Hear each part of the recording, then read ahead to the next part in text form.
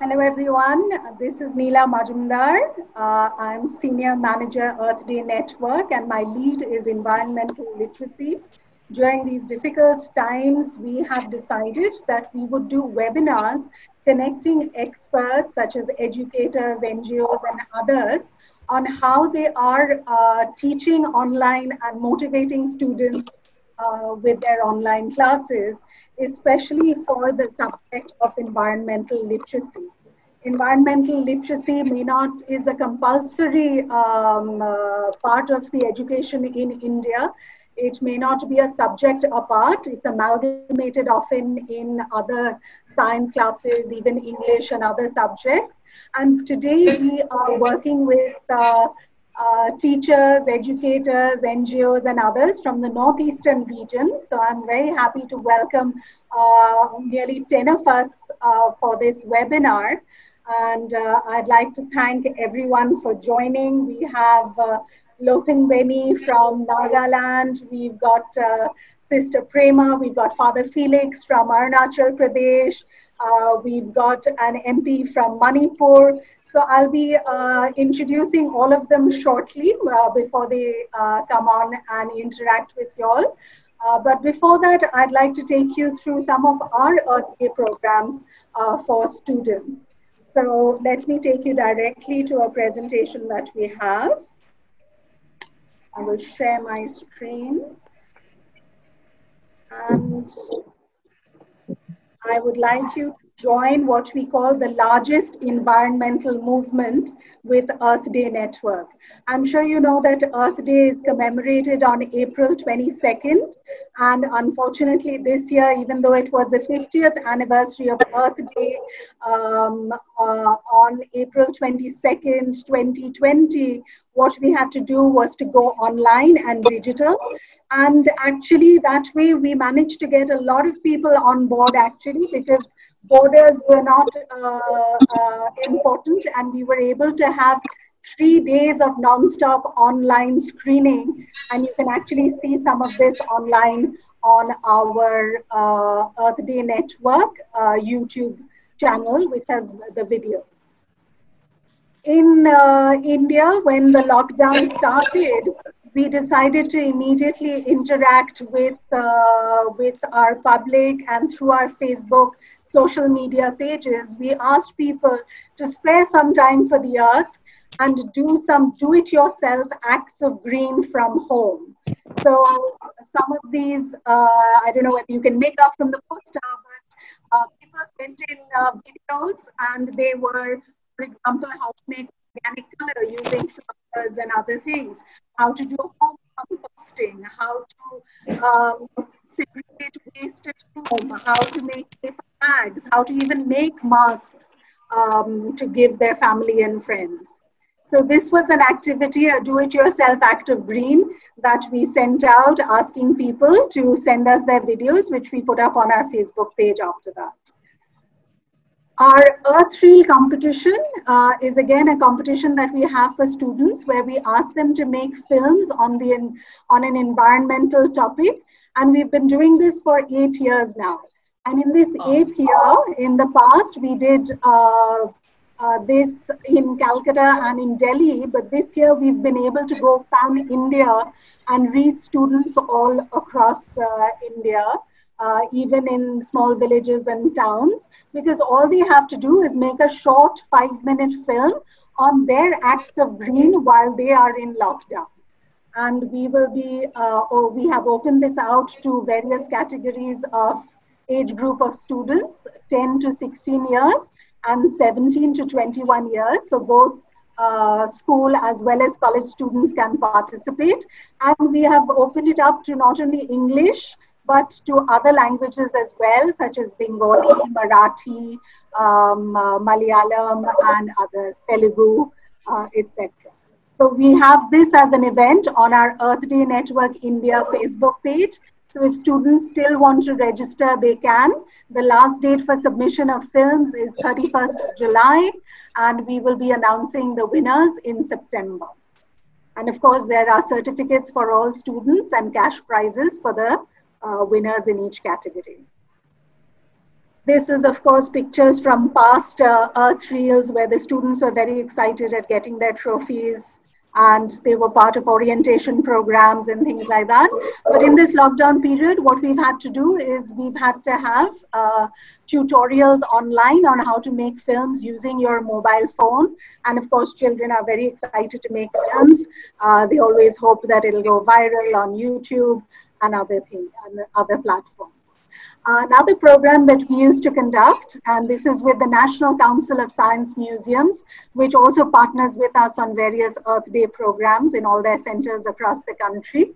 That is like where you have school monitors. We also ask schools to appoint green environment monitors.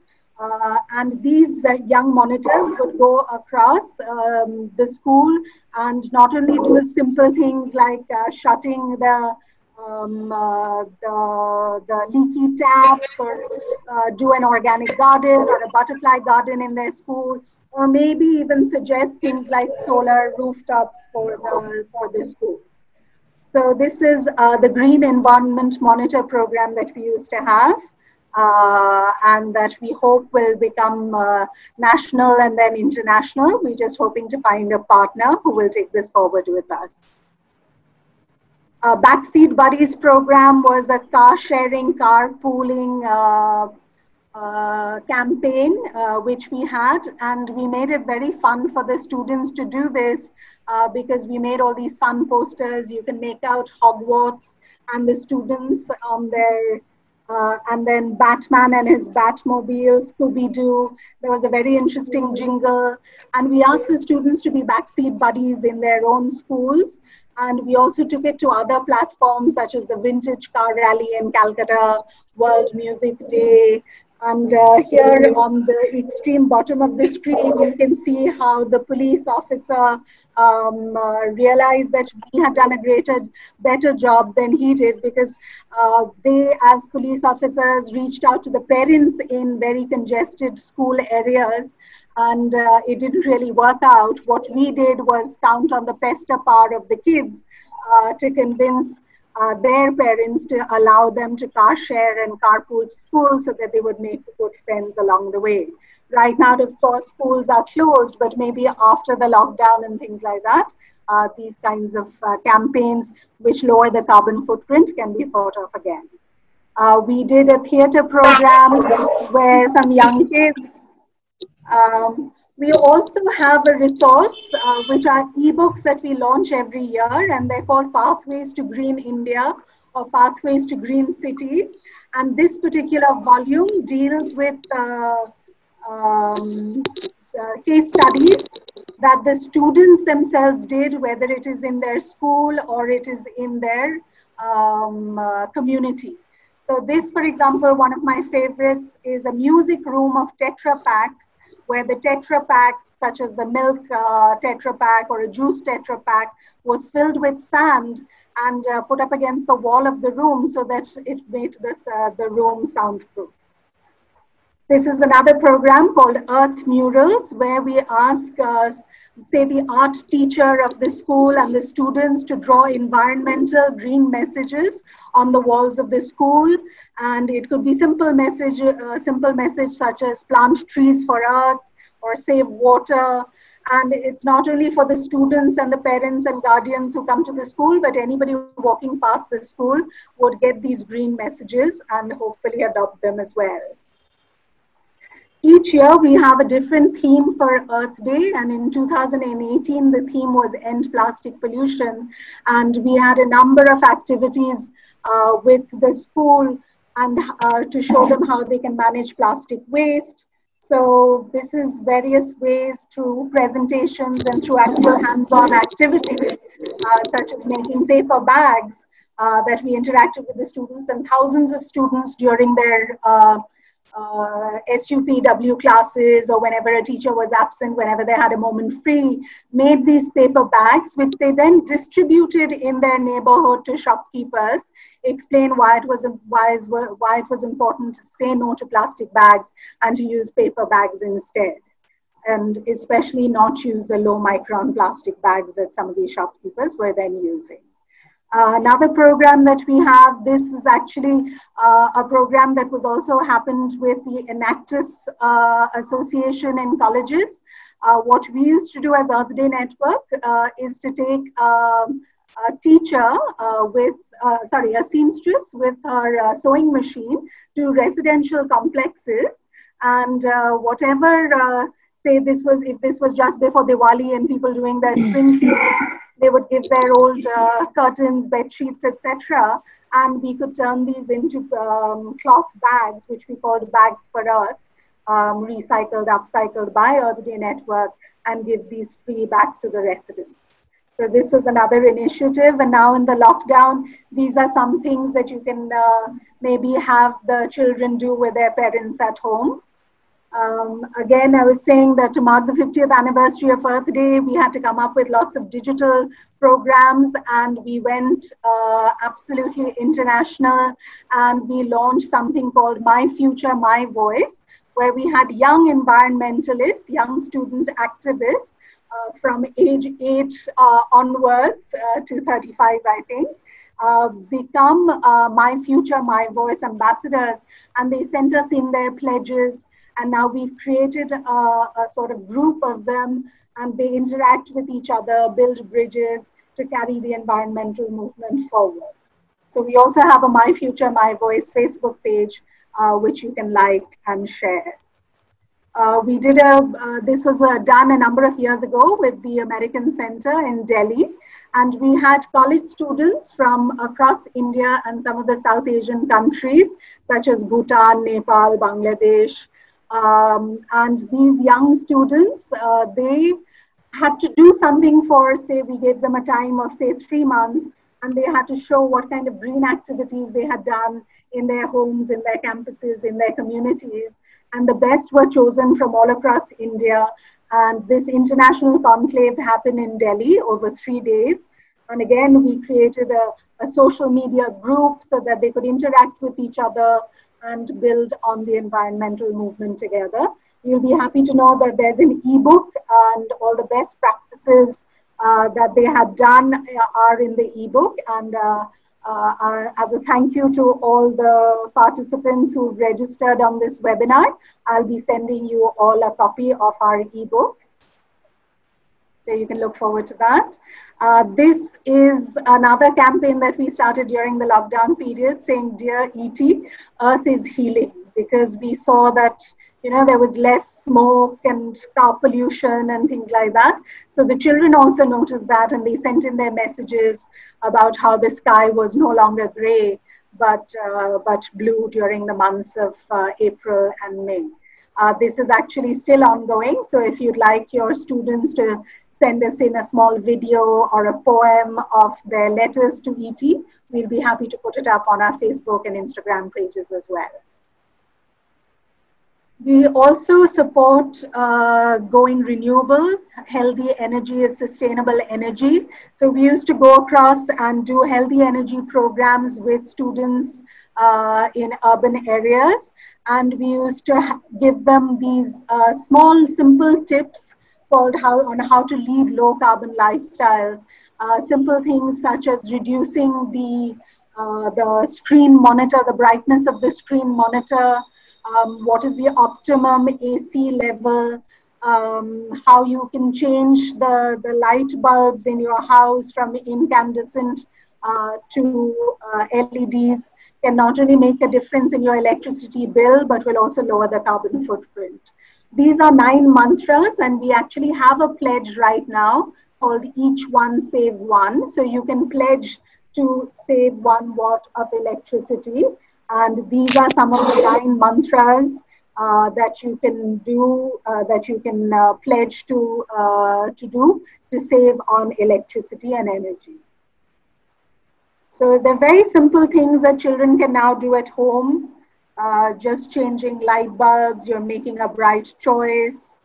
As I said, each year we have a different theme for Earth Day. I mentioned the End Plastic Pollution one. Last year, the theme was Protect Our Species.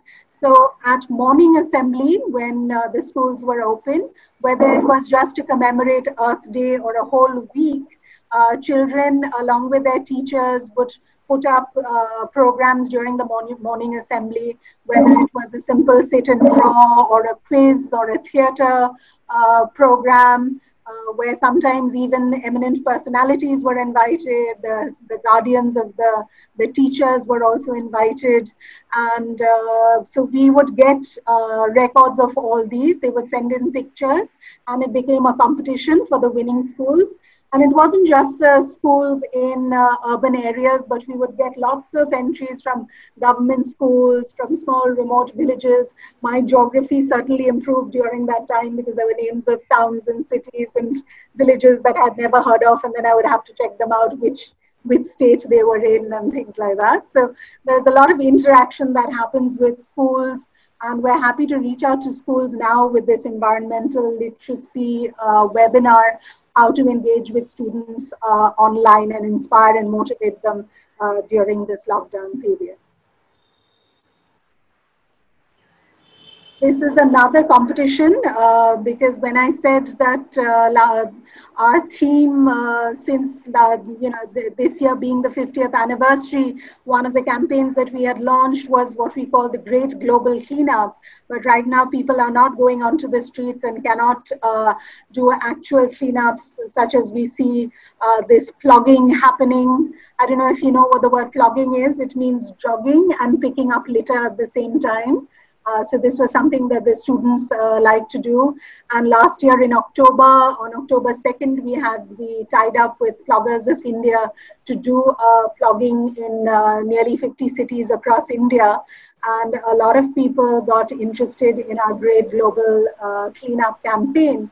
But so that we don't lose momentum on this, we still have an ongoing digital platform, and people can be superheroes by not only doing acts of green on their own, but also inspiring others to do it.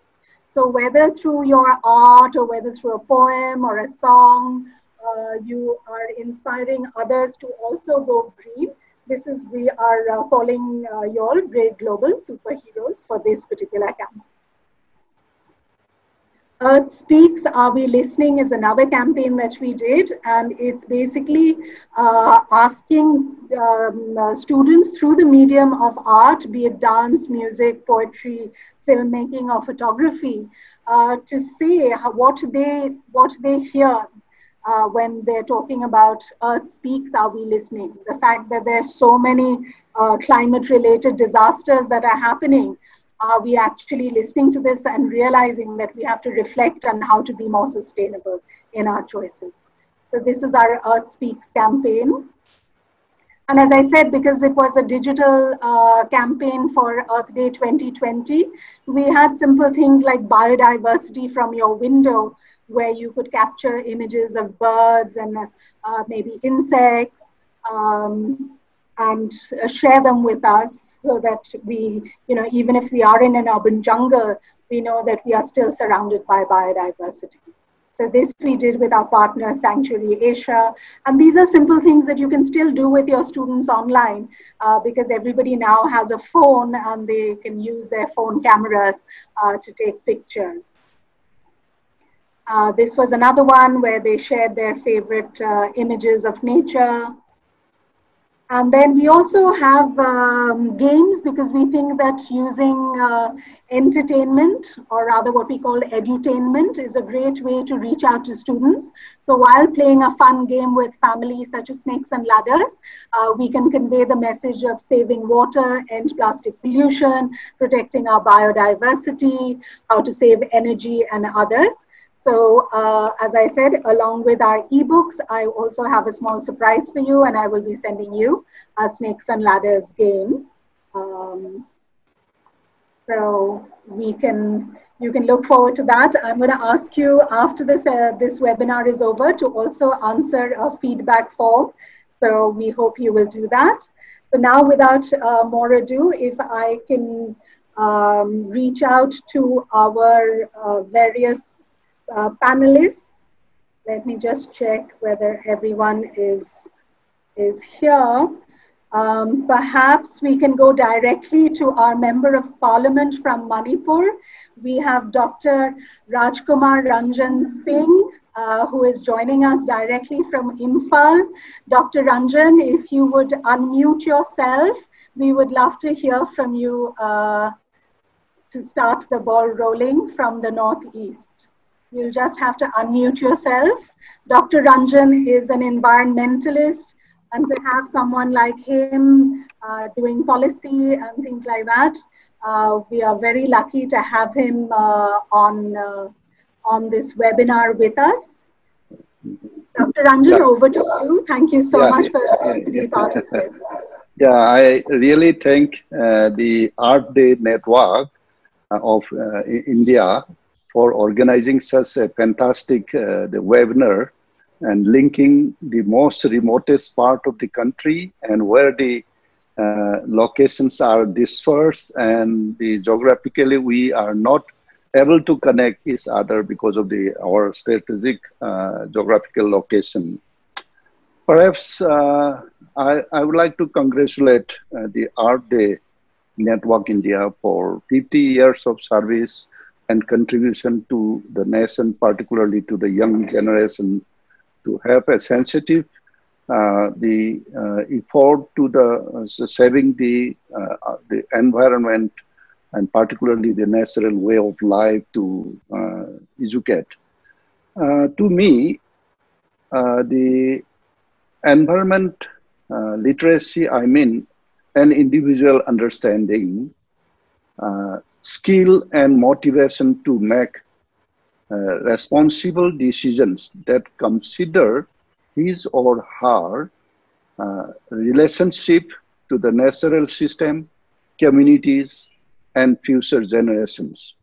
So why we need, these are the basic background of particularly for me. And then why we need environment literacy, particularly in the northeastern India, to prepare them for such responsibility. They need a sound environmental education as a foundation upon which to make these decisions. And also it will help develop and expand children's critical thinking skill, prepare them for citizenship, nurture their aspiration of.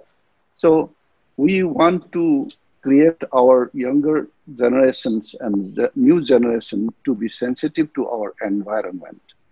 So particularly in northeastern India, as you know, just now you have mentioned about the biodiversity and others. And this Northeast India is geographically, perhaps you might well aware that we are draining by about 70 rivers and rivulets. And out of them, some are the major rivers like Brahmaputra and the Barak River system, so on and so forth. We have about more than 70 rivers and rivulets. And we have about 250 approximately ethnic communities. They have their knowledge and they have their own heritage to associate with their environment and with their nature. And also it is linked with their culture also. So under this lockdown, we need to prepare the teachers to have to motivate our children, younger generations, so that they have to adapt with their nature and also linking with the culture which we preserve our nature. And particularly the whole of the Northeast India is naturally so much of the varieties and diversities are there. Why? Because perhaps we know that these are the confluence zone of the three main streams of species, particularly Indo-Malaysian, the species migrated to our region, and also Tibeto-Chinese and also Indian subcontinent species are culminating to our northeastern regions. And we are all survived with the nature. Our way of life is totally with the nature. So I feel that through these webinars, our children during the lockdown because of the COVID-19, we have to educate through the online educations pertaining all the goals of the 12K. Educational goals should be perceived uh, before going to the tertiary system of education. And therefore, our students should adapt with the nature. In this context, of course, in our webinars group, we have the Aranyak from Guwahati. I associated with them long back, and also Rhino Foundation of Guwahati quite some time about the nature, about the avi fauna, and even the fish fauna. So we associated our groups, Rhino Foundation and also Aranyak, and they have a well experience how to prepare and how to educate and how to give the training to the teachers so that they can they can percolate down all the information, necessary information to our younger generation. And during this COVID, the environmental education, I think, as you have mentioned about the biodiversity through window, that they can learn from their courtyard, from their family, from their garden. They can learn many things. So environmental literacy, not only we are just confined to the photosynthesis or the quality of water. Beyond that, they should have other applicability and also making decision. And so by giving such kind of environmental literacy, the person or the individual or the community should have the capacity for right decisions. Informed decisions should be able to create. And by that informed decision, and also the action has to be related. Knowledge should be related with the action. Then the environmental education should also give strict the gesture that whatever I or we or the government decide, and on that decision, action taken should not affect to our nature and should not affect to our environment. And that's why the environment literacy is one of the most important the issues to be addressed to our younger generation during this COVID, so that we may be able to protect ourselves, and also we may give ample scope for future prosperity towards our future generation. Thank you for this comment. Thank you so much, Dr. Ranjan, for your words. They're very inspiring. And that is what we have to do right now. We have to inspire, motivate the students. We have to rethink how we teach. We have to refresh our thoughts, reflect. And we have someone who's had 15 years of experience in the education sector, Sister Prema, who has also worked with an NGO called Taru Mitra, and who has devoted so many years now to education and social change. Sister Prema, could we have you next? And Sister Prema has done a wonderful PowerPoint presentation for us as well. If we could start sharing the presentation. Thank you so much, Dr. Ranjan, for joining us today. Okay, thank you, thank you. Thank you.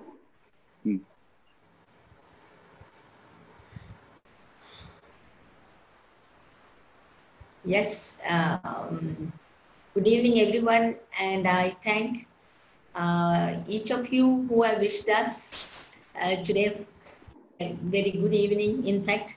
And with this, I begin. I think we can straight away start with our PowerPoint. Please put my PowerPoint presentation.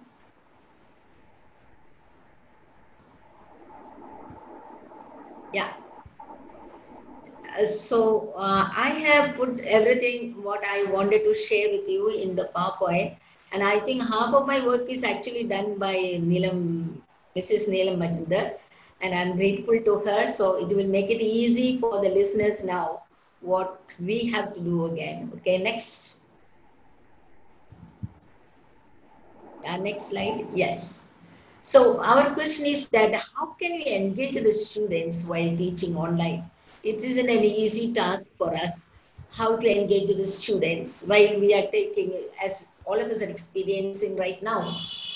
The students, for them to just listen and sit is very difficult thing, and therefore we have to make them active. How we can make it so active and intelligible at the same time for the students? That's our concern now. We shall discuss that one by one. The next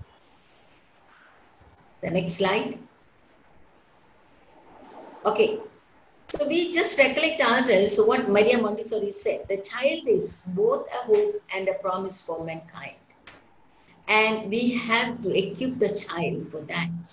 How are we going to equip them? Can we just ignore our environment? Can we just ignore our Mother Earth during our study, during our curriculum? Without the earth, without the knowledge of the earth, without the concern for the environment, is our curriculum complete? That's my question. Are we really preparing our children for future? The next. So we can become so caught up in the tragedy of COVID-19, but we forget that there is an even more pervasive tragedy going on around us. Going on around us every day. What is that, in fact? I'm not waiting for an answer from you, but I would say that is the environmental crisis, the ecological crisis. That's a greater tragedy than this. We really look at every year how many people are dying with the heat wave, with cold wave. That's something very surprising. And we just ignore that. Of course, this pandemic has taken our attention, but I think it is equally and much more the tragic thing is the environmental crisis that we are facing and that we will be facing. The next. Yeah, keeping children engaged, motivated, and interested can be one of the biggest challenges the online teachers face today. No doubt about it. Next we go. Unlike other subjects, EVS is not a subject for brain, rather a subject for life. I think this is what we have to instill in children. This has to get embedded in children that the subject is, this EVS is not just for the brain, but it is for their life. It is life related and it is all about our survival. It is all about our future, future of our children, future of the next generation, and they should take care of it. We give the ownership to them. This is what has happened. This is what has to happen in our EVS classrooms. Next. Next slide. Fall in love with Mother Earth. Then EVS class will be very interesting. You will speak with conviction. You will be automatically an innovative teacher. This is a request to every teacher that I would say, those who handle EVS. Can you fall in love with Mother Earth? Can you fall in love with the universe, the entire universe? Can you speak to the children with the conviction? And automatically you will become very innovative teacher. To speak about, yes, to the pedagogy, to speak about the various pedagogy that we can use, okay? Whatever I thought about, I have put just 10 points for you. These are all my reflections. One is, we have to rethink our teaching format. We have to change our format today as we are teaching them online. We have to think how I can motivate. Can I do it as I was doing it in the classroom when I had the physical presence? Today I have the virtual presence. So what should be the motivating factor? And what should be the concept that I should speak to them? So I create a format that is different from when I have the physical presence of the teacher, of the students. So I create a format, a new format for taking. So next. Second thing is, don't engage them with large concepts or number of concepts. When you have the online, you divide your concepts, okay? You plan it, you think it, and as you prepare for your lesson plan, you see, today, what's the concept I am going to speak? Is it 1 or 2 or 3? And can I fragment them? Give first one concept and make them do something. Then I get into the second concept. And so that makes the children very interesting in the class. But if I give at a stretch too many concepts, it is too much for them, and they are not interested in our big lectures. Of course, for college students maybe, but for the school students, that we need to segment our concepts, one idea at a time. Coming to the next slide. Make your virtual class more interactive and provoke the students. This is very important. Make our every concept that before you go, children are actually, a barrel of wisdom and knowledge. They have a lot of it. And we know that in our ordinary classroom, we have to get their previous knowledge. In the same, make it interactive, what I wanted to give. Let the children speak, and the concept, let the concept arise from the children's wisdom, their knowledge and their intelligence, and their day-to-day life. That has to be EVS. And provoke children. So discuss, for example, I have just put a very easiest thing, discuss about waste, the waste management. What do they waste every day? How much of plastic they do? Mrs. Neelam was giving us a lot of examples, activities in the school. Let that be practical in our classroom. Make them think, reflect, and let them answer. Today, how many packets of waste or plastic they have used? Okay, and what measure we can take? Ask them to convince the society about it. First, your family. Ask your parents whether they can reduce waste, maybe the plastic or the waste of water, or as we said about electricity, whether we can win a carbon footprint, reduction of carbon footprint. So what? Make them, provoke the students and make the class very interactive. And that will make our online classes very interesting. The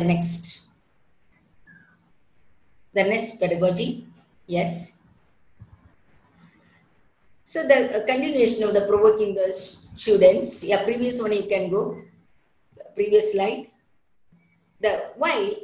You just put a picture for them and ask them why. What happened to this fish? So much is dying or dead. What has caused? What type of water pollution can be?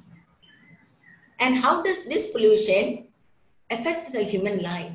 Let every concept that we teach in EVS be part of our daily lifestyle. Let them know that every little effect or everything that affect negatively the earth affects human life. This message should go to them. And they will relate to our life, provoke the students with the pictures or something that you can give an event or incident or a story and provoke them to speak, discuss about it. Yes, next. The next pedagogy is demonstrate concepts. Okay. You take some of the things with you and give a demonstration in the class. You can go to the next slide. Is there? Next slide. So we have reduce, refuse, reuse, recycle, all that. I just put an ordinary picture that I just took it here around, that we are doing it in my own place where I stay. So just to show them, you see, reuse. And, tell the children, demonstrate to them this. Not only this, and the next slide you can take, maybe the web of life, the next slide. Yeah, this our students made, the previous one, the plastic things. Our children made during, when I was in the environmental center, these children made these earrings and they sold it.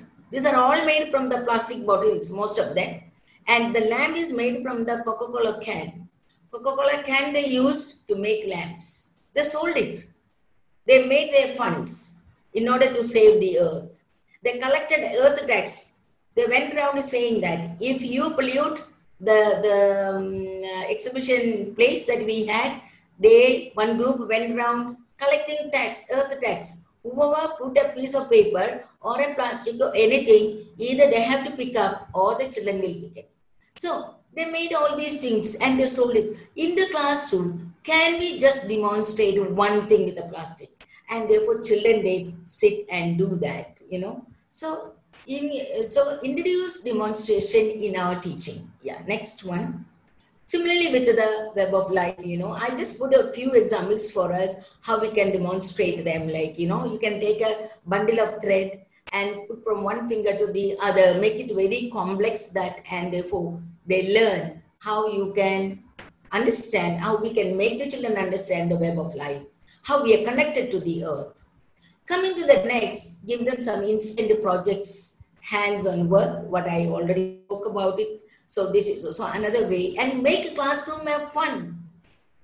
Mrs. Neelam was speaking about it, the snake and ladder. They make classroom a fun place, okay, and therefore children take interest. And the next pedagogy that I would say is use chat boxes in that while you are taking class. You tell them to look in the YouTube and see whether you can find a song pertaining to this, or a story, or a role play, and ask them to use WhatsApp. If they can have WhatsApp chat, ask them to use Facebook, PPT, pictures related to their life.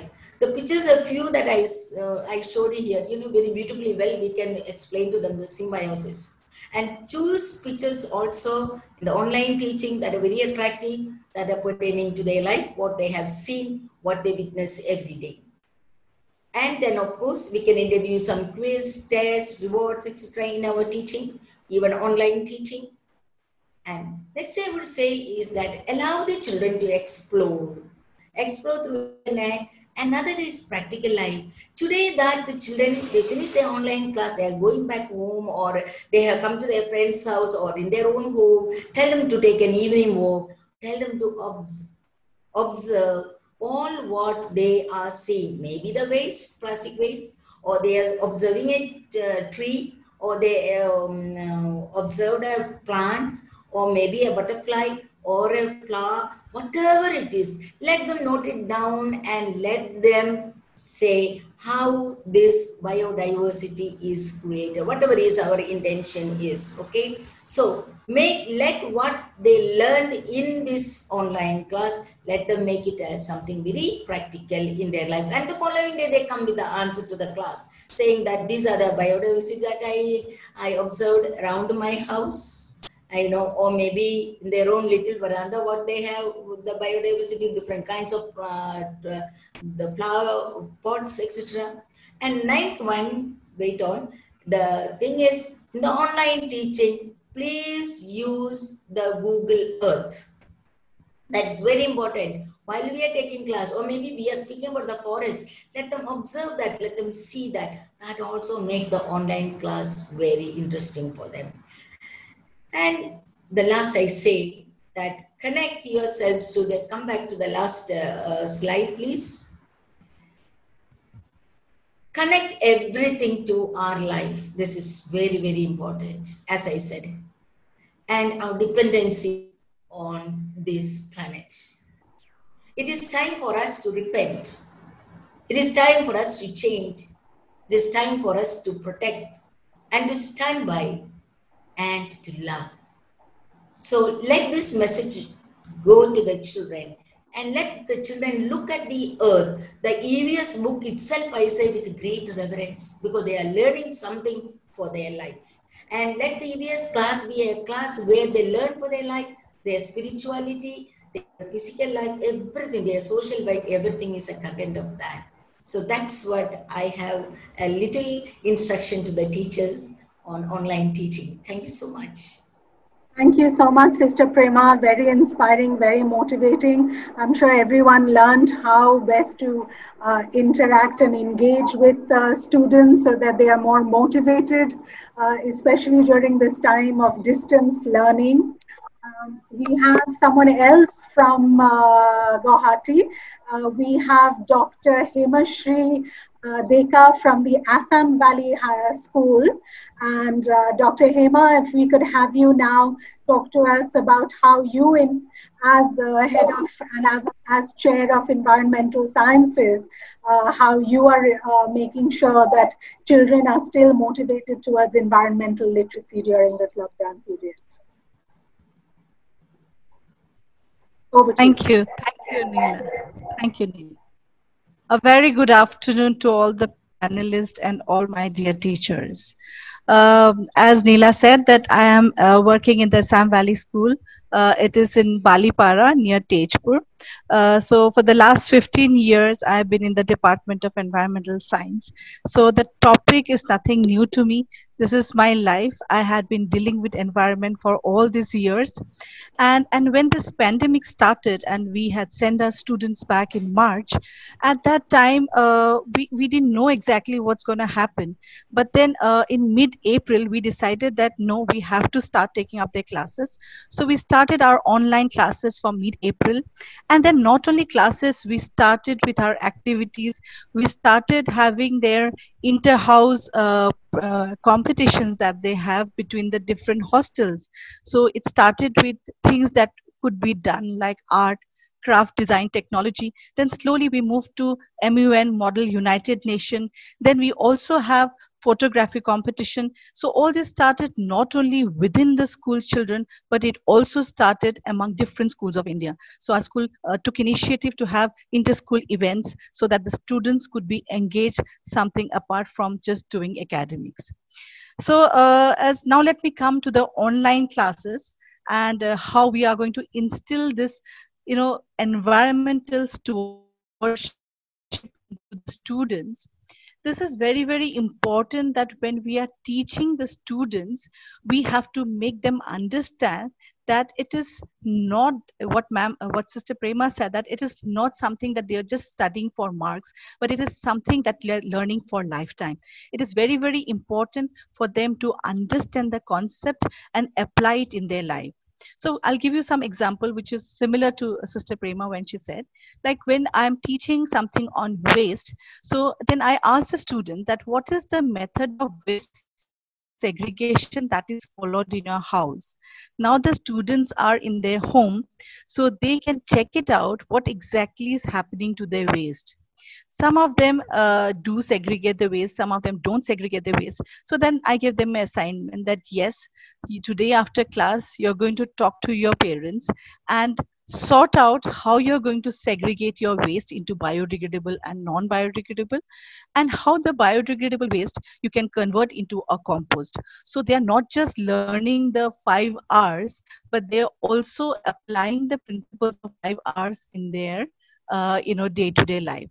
So it is very, very important for us to influence them to do this. So practically when I tell them that I am also doing such things at home, so they also get motivated to do such things. Then I've also asked them that this compost you can use in your pot plants. You all have pot plants. You have to start nurturing the pot plants. You have to take you can help your parents, you can help your gardener if someone is there, or if no one is there, you have to water the plants, you have to take care of the plants. Then like every year we celebrate so many environment days. This year was as the students are not here, we said that we are not going to just leave world environment like that. You are going to plant a sapling in your house, and you will make sure that you take care. Now that you are at home, it is not enough just to plant a sapling, but you need to take care of your sapling. So I asked them if you all could just take some photographs or video of the sapling that you have planted, and then one of them volunteered to make a video, and we compiled a video. There are 2-3 videos that were formed in different classes, and we also put up in our school Facebook page. So now I would like to share one of such videos. There were many videos, and I would like to share one of such videos with you all, which is made by the student, senior class student.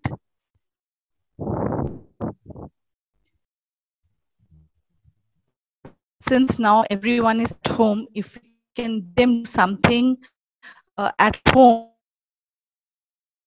they doing it.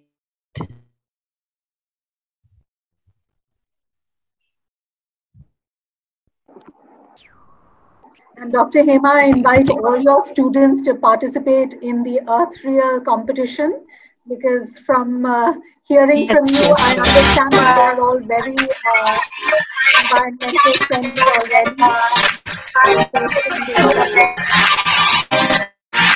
I think you have to share your screen perhaps. You can't see anything.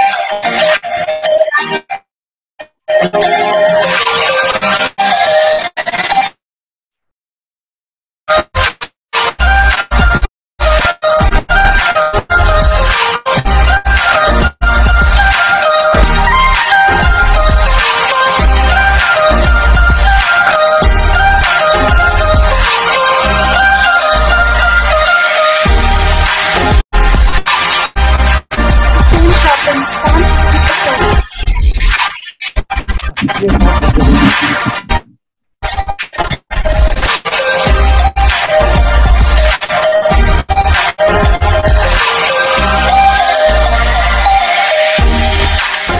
unable to see the film. Environment Day.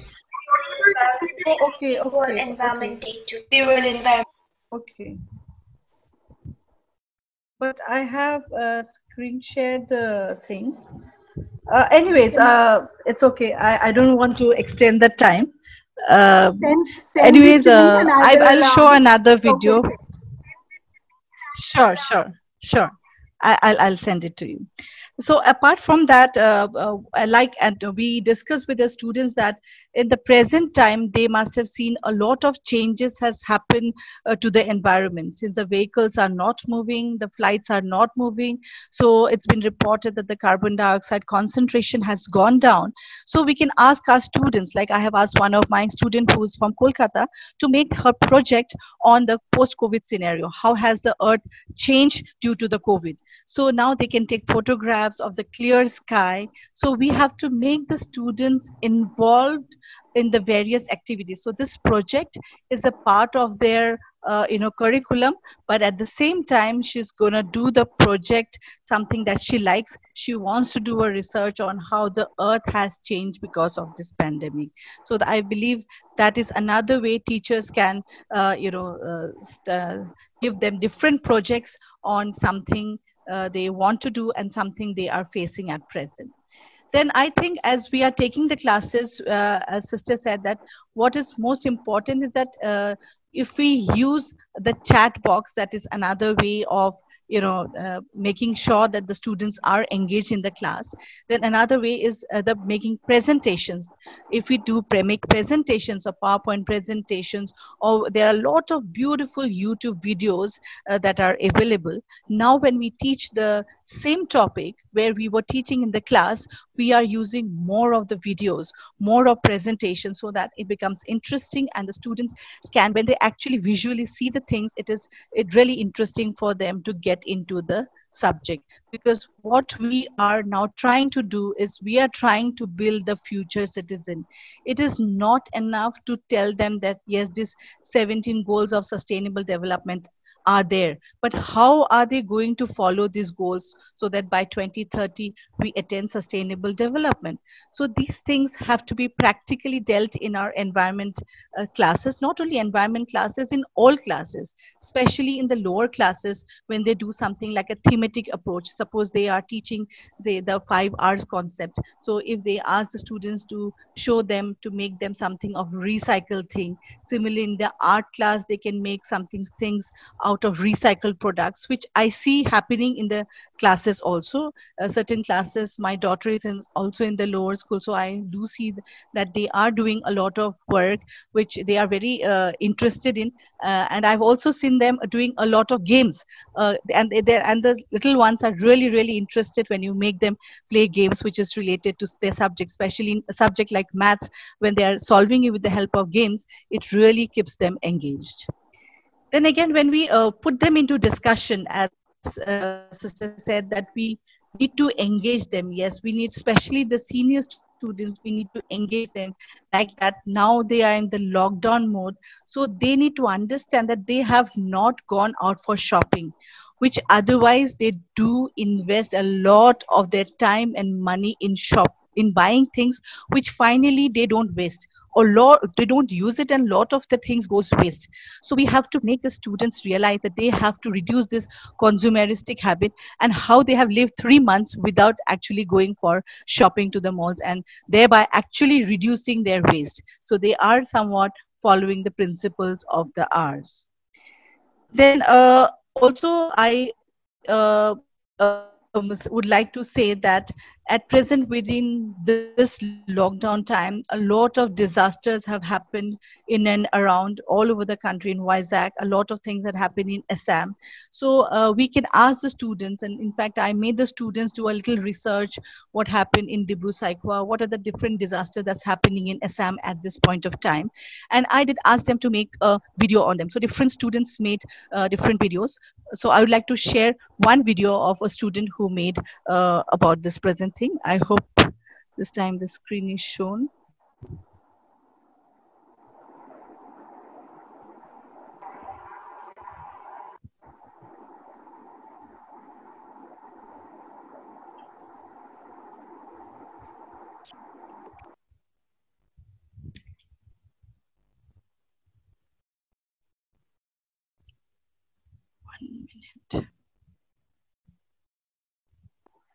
afraid we can't see the film and we're Yeah, running out of time. I think.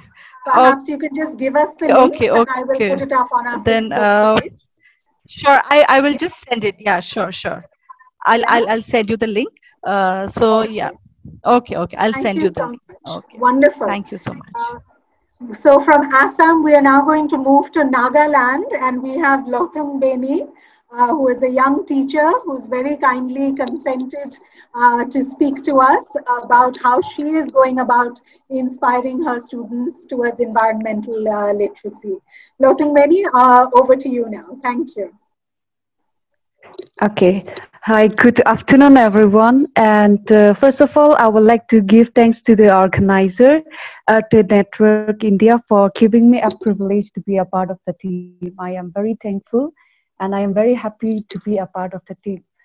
So, because of the outbreak of the COVID-19 pandemic, classroom has been changed into online classes, and it's challenging for every one of us. But we are giving more effort to engage the students online. So today, I would like to share you my own experience and how we are dealing with the students.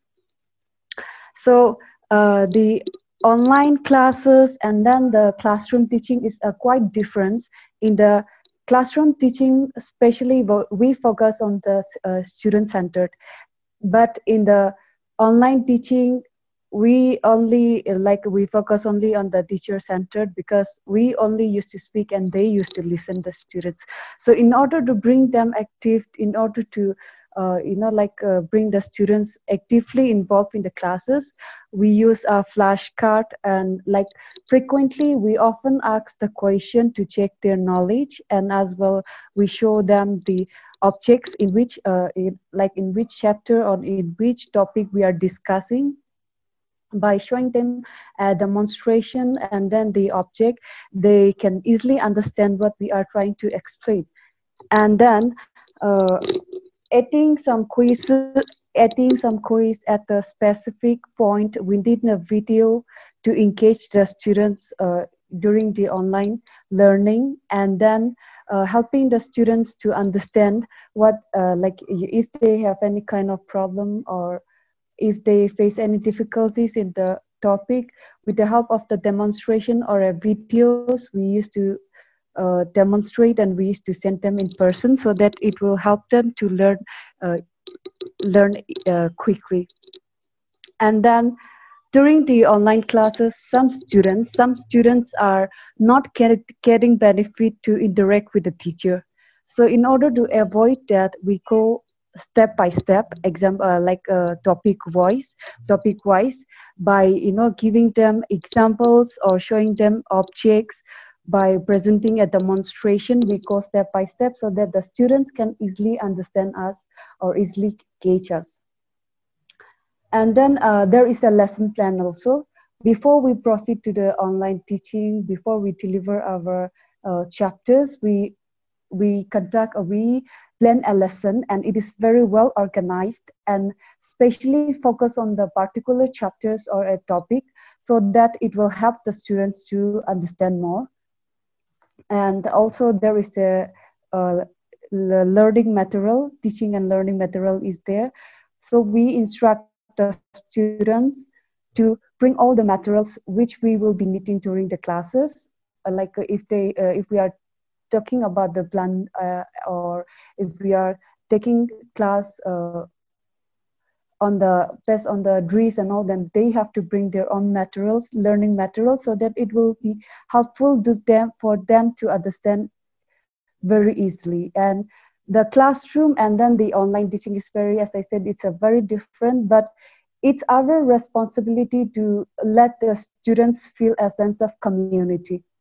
So that is why we are practicing these things. And also creating a group is also very important. Nowadays, every one of us, we are using WhatsApp. All the students, not if not the students, then their parents may be using a WhatsApp, and also we collect their numbers. We create a group class-wise or subject-wise, so that we, the teachers, and then the students stay connected with each other. If they have any kind of problem at any time, they can chat with us, they can reach us so that we can help them by chatting or by having a conversation. Our relation between the students and then the teacher becomes more effective.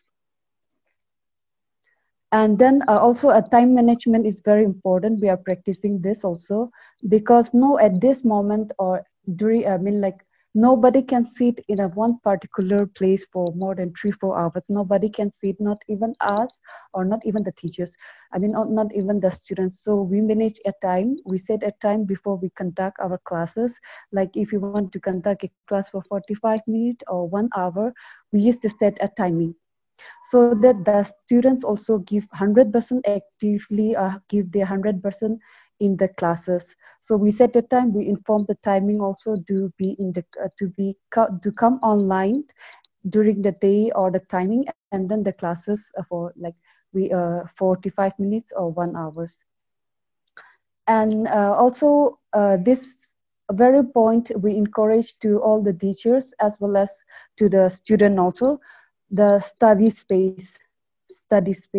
So before we go to the study space, I want to give you some examples. Like we have our dining rooms, we have our bedrooms, we have everything. But if we go and sit in the dining table, we feel like we are going to eat something or we are going to have something. And if we go to the bedroom, we feel like we want to take a rest or we want to sleep or something like that. So it's good, and it's we encourage all the students and teachers to make a different study space so that it will help them to focus only on some particular work, like only on the studies.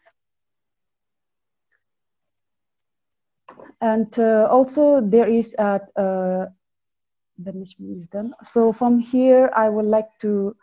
This is all my experience, how I'm dealing with my students through online classes. I have this much fun as of now, but as I would like to give you information to all to maintain a good, healthy habit, keep your body and mind rest, sleep at least for 7 hours a day to help you focus on your work, and also stay hydrated to give you more focus on your work. Stay home and stay safe. Thank you. Thank you so much, Lothang Beni. Very, very sweet of you to think of our health as well. I really must thank all the teachers for the wonderful work they do, keeping the children occupied during this time, because even the parents are sometimes working from home, so the kids need to be occupied.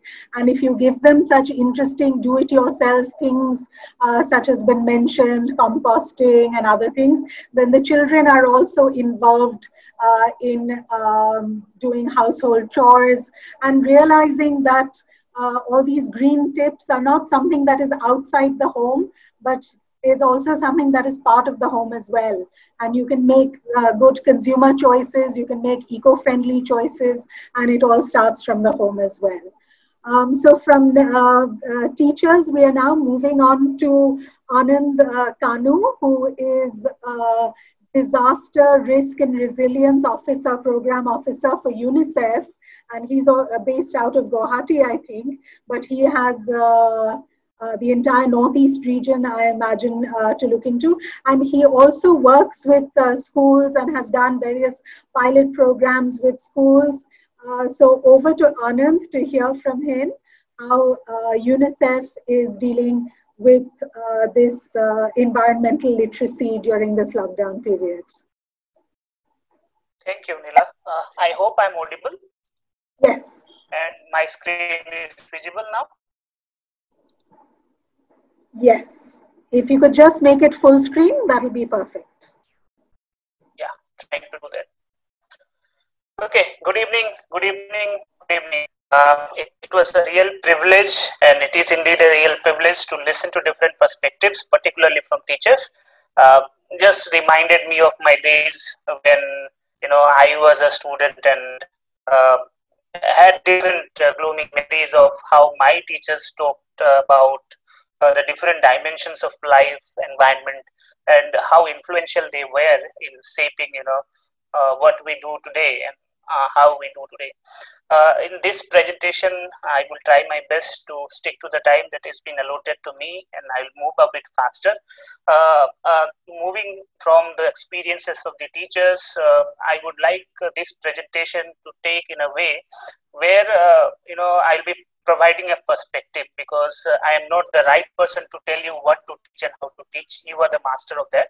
I will bring in some perspectives from the sector that I work with, and I would also explore the relations between, many of my previous speakers have mentioned about disasters, and we have been relating disasters with environment, but I would take this opportunity to unpack some of those relations, so that we all agree to certain facts that are emerging now, and certain facts that are well established from ages. So without doing much delay, there are two ways that we look in our community of practice, that is disaster risk reduction and resilience.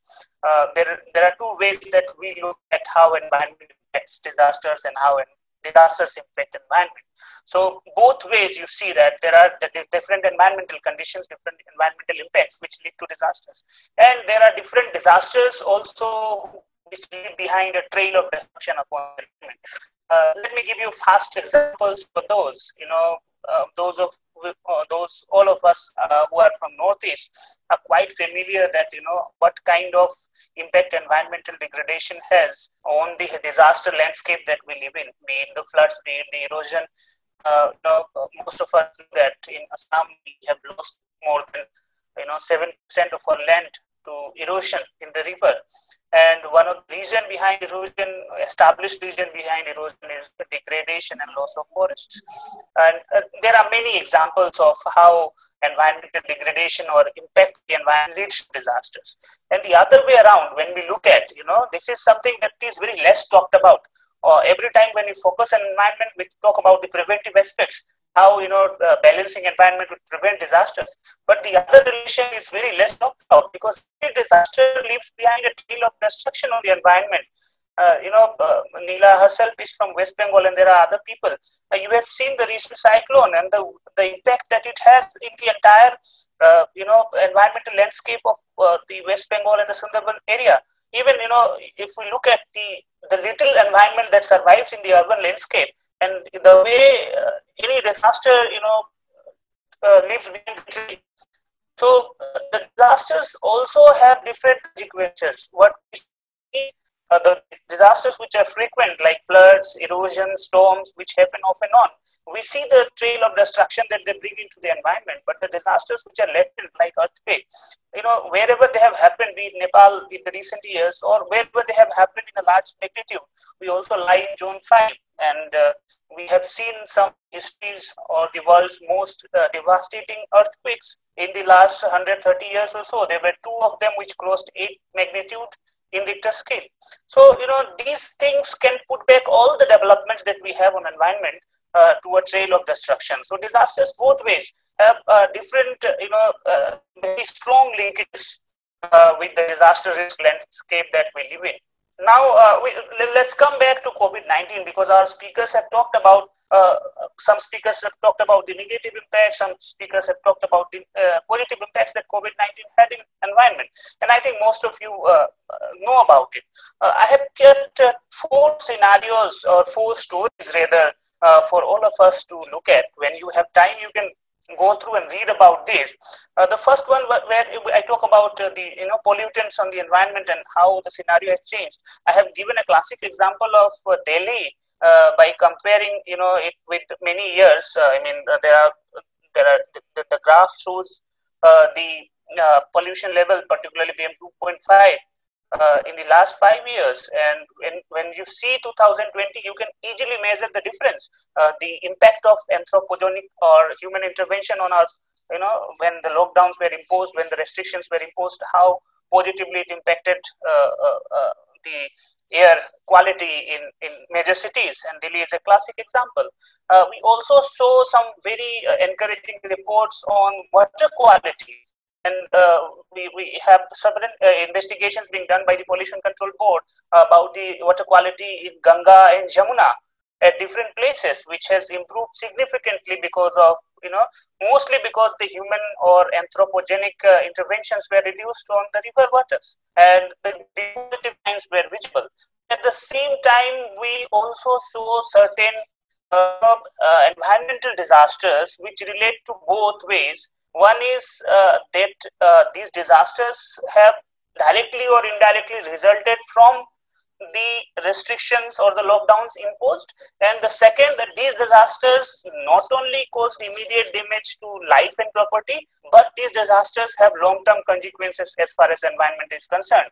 Be it the Baghjan tragedy that was referred to, be it the different industrial accidents that have happened. We have around, in the last 4 months, there were around 30 industrial accidents that have happened, and one must try to understand why they have happened, because every industrial process requires time, requires manpower, requires certain processes for precaution and safety. Somewhere down the line, the urgency and the immediate nature of the intervention brought in by the lockdown, those safety precautions were not up to the mark. The maintenance were not up to the mark, and there were many other regions that the experts have pointed out related to the direct or indirect impacts of COVID-19.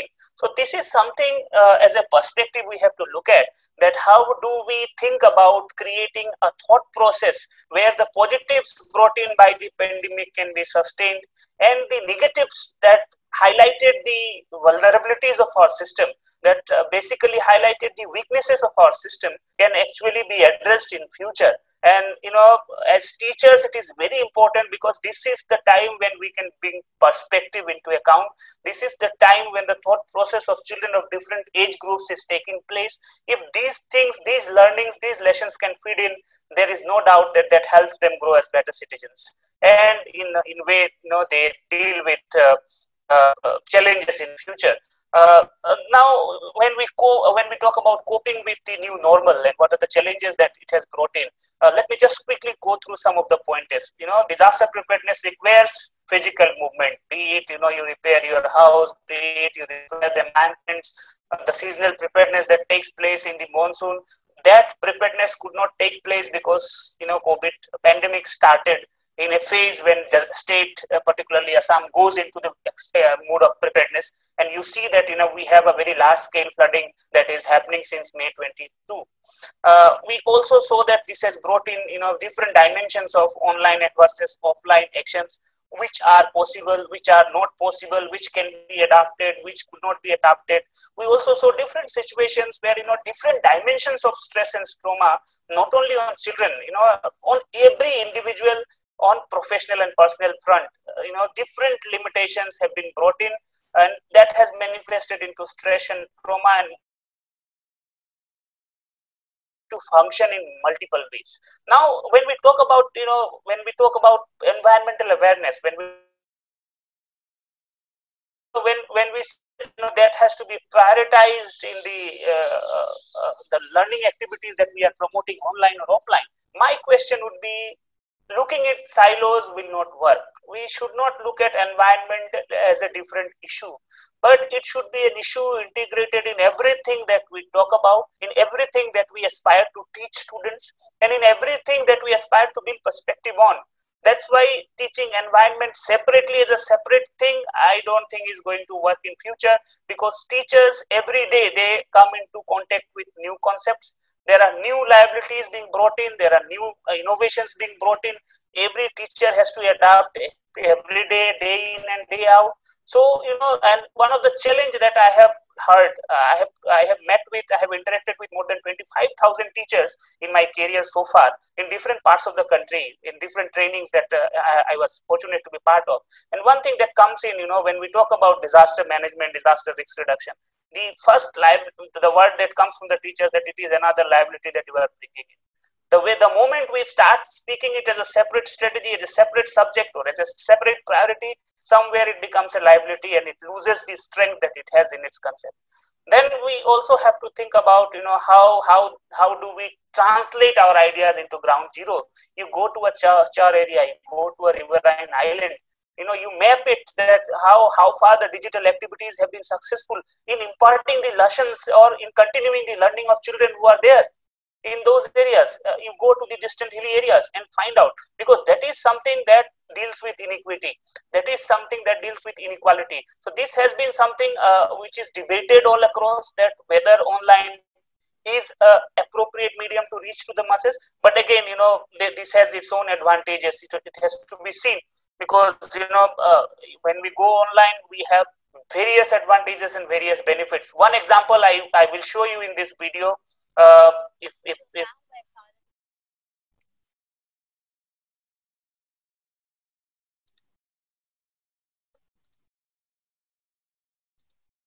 yes. To Assam, where silently the state disaster management authority has built up a one-of-its-kind volunteer force to tackle the COVID-19 called Pratirodhi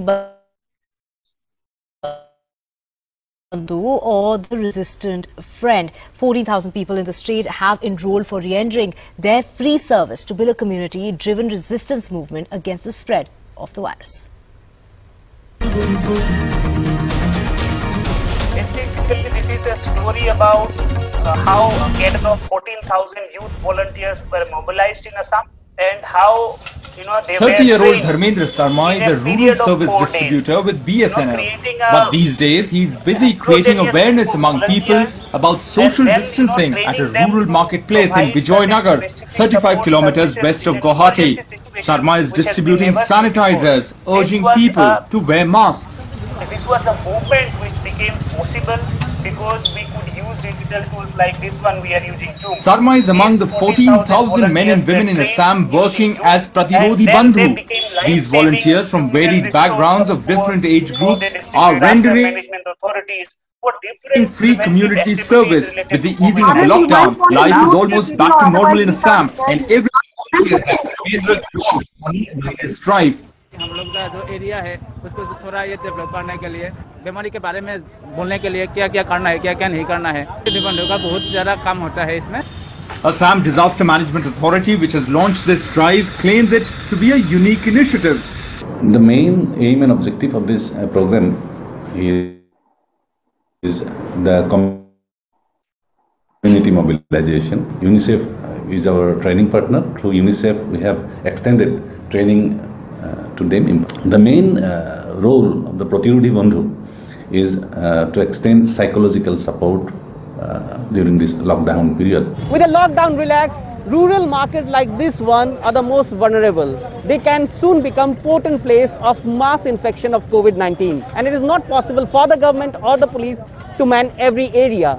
And this is where these volunteers have started to act like force multipliers. गांव में जी तो education का problem है सबका, ये बीमार कैसा है, कैसे ये. Indian boxer Shiva Thapa, who has enrolled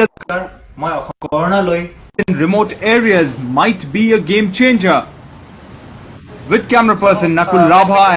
This initiative is a classic example. The state disaster management authority means of reaching out to people can bring a very stupendous result in a very limited period of time, which otherwise would have taken years, to reach out to these people, training them, orienting them on what they do. They were self-motivated. They just needed what they need to do, and how they need to do that. So that could be easily imparted using these online platforms. And this example I brought in because this is something where we can look at how can we convert challenges into opportunities. Another example that I have is one of the campaigns that UNICEF started called on air pollution, and increasing awareness among children about air pollution. There is a platform, e-platform that was created by UNICEF called U-Report, which works in both Facebook, WhatsApp, and it is a very simple process. If I just take 1 minute to demonstrate how it works. So it asks, once they have a link, it asks them to choose a language, and then it goes on to option based. You give the option, and then there are instructions on what you need to type, and then you can just enter, and then you have question and answer. So a very traditional method of quiz to raise awareness, but converted into a adaptive tool using the available technologies. Now some of the very I would say, some of the very critical messages that we want children to learn, or updated information that we want children to reach to. Children, I mean, up to 0 to 18 years, not 0, but at least up to 18 years, as we say, from 6 to 18 years when they are in school. And, certain messages that we want to communicate to them. Such platforms, such, innovations are available which can help us convey our messages. And this particular initiative of Rapier campaign reached out to initially it reached to 10,500, and then it multiplied to number of youths across the country who have shown interest, who have taken the challenge, who have participated in this. And there were very significant results of those quizzes and post-quiz actions that were taken by the youth. So these are some of the I have only taken 2 examples to give you. There are 2 ways, broad examples of how technology can be used, or existing opportunities can be used to convert the challenges into opportunities in the present time. I leave you with some of the key messages. I would not read them. They are based on what I have spoken so far.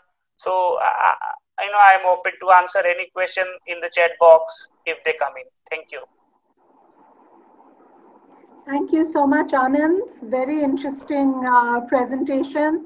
And even Earth Day has come up with something called Earth Challenge 2020, which allows you to check environment pollution, such as air pollution. You can download this onto your phone, take a picture of the horizon, and they will tell you the pollution levels in your city.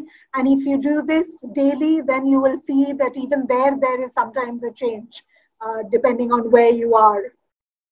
So thank you, Anand. And from you in Assam, we are now moving on to Arunachal Pradesh, where Father Felix is. And Father Felix has also studied at Cornell, Environment Studies, I believe. Father Felix, could you tell us how you are teaching environmental literacy in this lockdown period online? Yeah. Thank you, madam.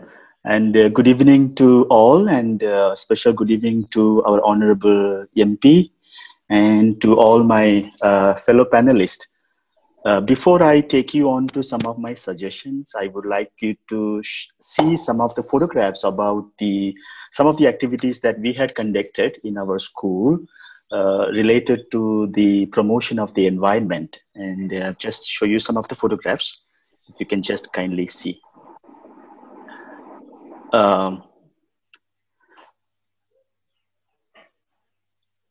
You can see some of the photographs. Is it visible? Yes, and I distinctly remember this picture. I'm sure I've used it on our Earth Day Network Facebook page. Thank you. Yeah, we are in the last part of Arunachal Pradesh, bordering Myanmar. However, our school did an active participation in the last year's Earth Day Network Environmental Day celebrations. And I'm very proud to say that we were one of the 10 schools that were selected by the Earth Day Network India to win a gift hamper. We got the magazine for 1 year annual subscription.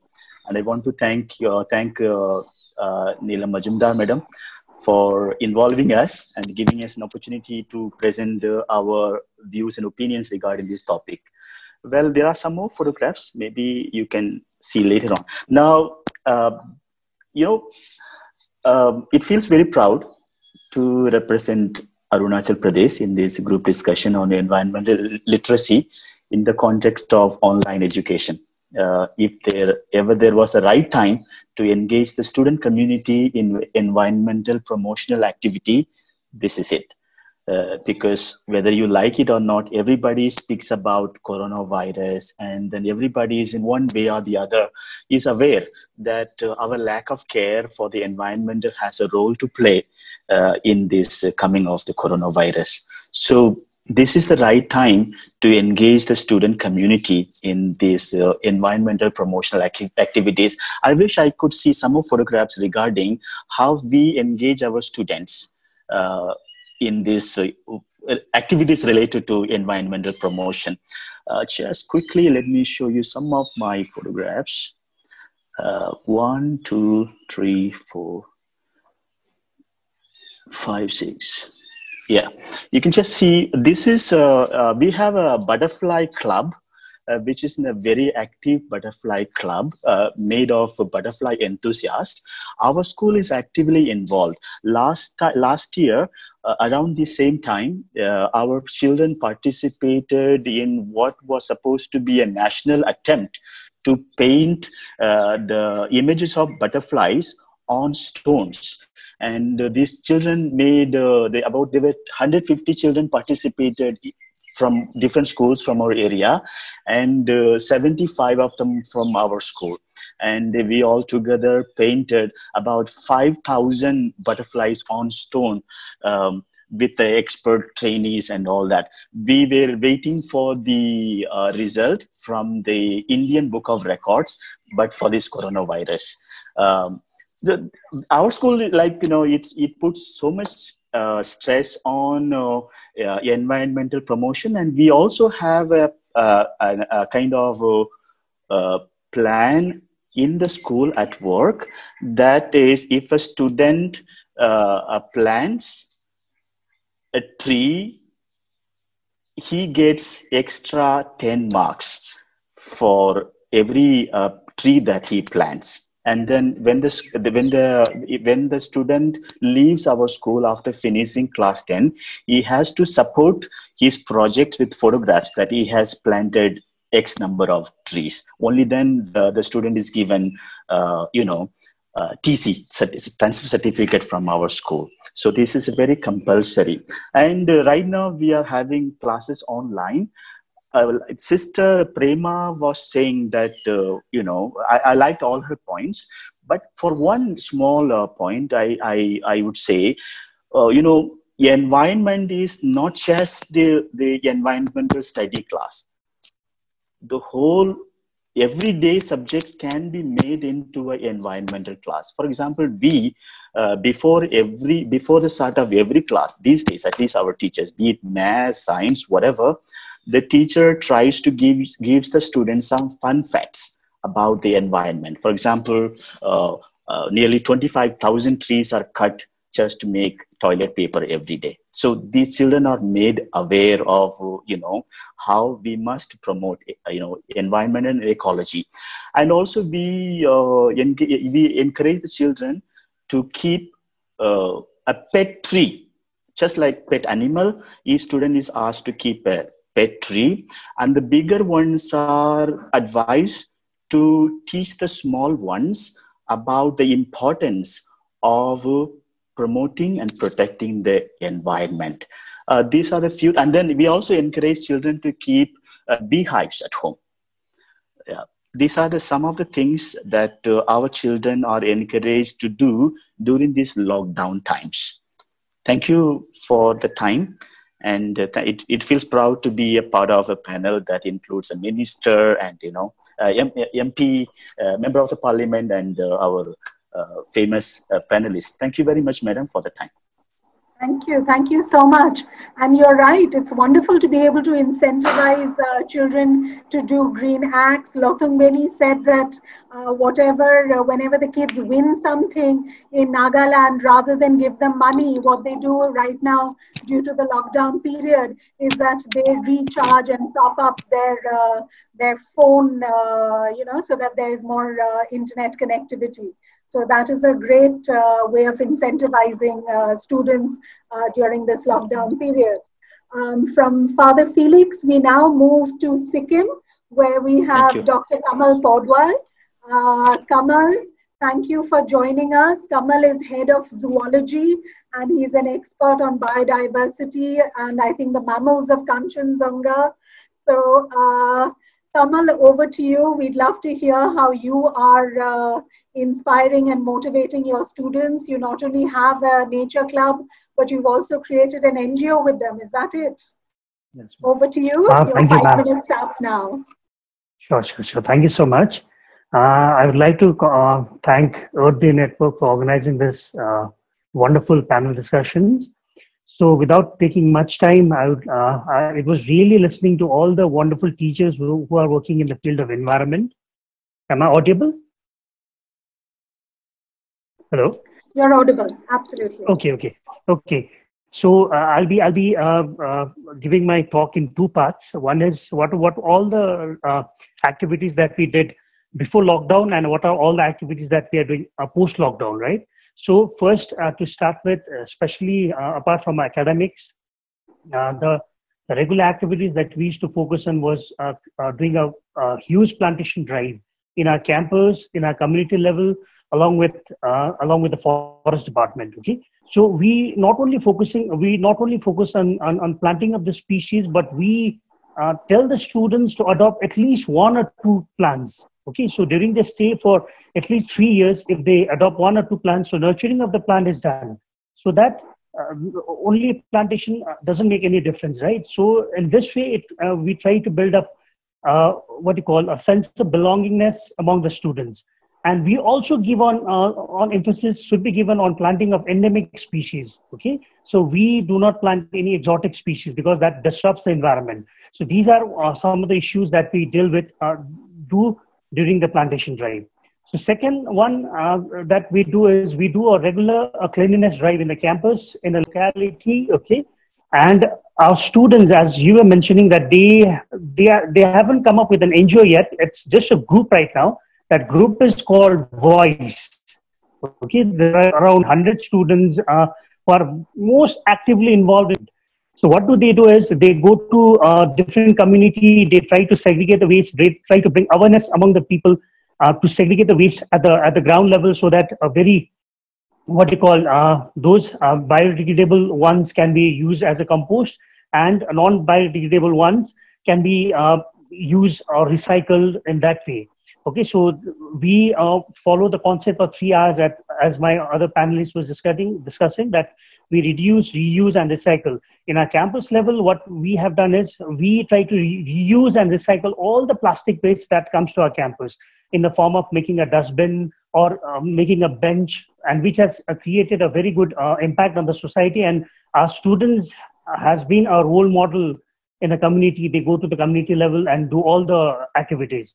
Apart from this, we also organize a regular kind of awareness within our campus, outside at the community level, and even in the schools. We have been invited. Our students have been invited to different schools. They go to different schools, right? So when we are invited to schools, when we are invited to the community level, we as a teacher, we sit at the back and we let our students to do all the activities, right from creating making a presentation, or maybe a skit or drama, or even if there is any hands-on training with how to recycle the plastic waste. So in this way, we always tell our students to come in the front and do all the activities, right? So we just sit at the back, we just encourage them. And this way, what it does is it tries to bring about the leadership qualities in the students, and it also helps in shaping their personality in future. We, in our college, we on a regular basis, we organize World Wildlife Day, starting from a Biodiversity Day, Earth Day. We organize all kinds of quiz competitions, everything, so that a kind of awareness comes in students, what all things are around us. And rightly, you were mentioning that we as IIT Zoology in the college. So what I do is, first I tell my students to see things what are present in and around them. Say, for example, when they open the window in the campus, what are all the plant species, what are all the animal species that we see around them? We need to focus on that. So once they start doing this, what happens is a kind of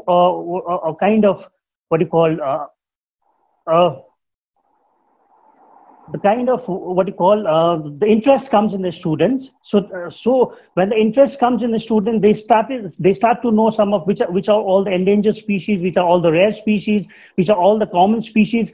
And we tell the students that we do not focus only on the endangered species, but that we say that all the locally available species, the common ones, are also very important for the environment. And recently, our students, they have come up with a book. It has been published in the name of Flora of South Sikkim, which is a pictorial guide. So And we are working in collaboration with WWF, Wildlife Institute of India, wherein we are doing a lot of works on zero waste Himalaya. Okay, so these are kind of the regular activities that we do in the campus level. So post COVID, right after our nation has been struck with the what you call the deadly coronavirus. After during the lockdown, what we have done recently is, again, we did a lot of plantation drives, inviting students. Okay, so again we have asked them to adopt some of the trees at the local level, so that they do a nurturing kind of thing. And second one, I think our Prime Minister has rightly said, I think to be a self-reliant concept, right? Second, since it's organic state, and our this thing is, we focus more on what you call traditional farming. Right now, students, they are going to the village and doing a lot of what you call farming at the traditional level. We also are generating awareness at the community level on health and hygiene. And some of the students, they made masks by their own way, and they have been giving it to the community, and the importance how to use it. Again, some of the students are regularly involved in yoga, online yoga, which helps them in maintaining the mental and physical health, hygiene. And some of the members of the Voice, they are in collaboration with the district administration and distributing all the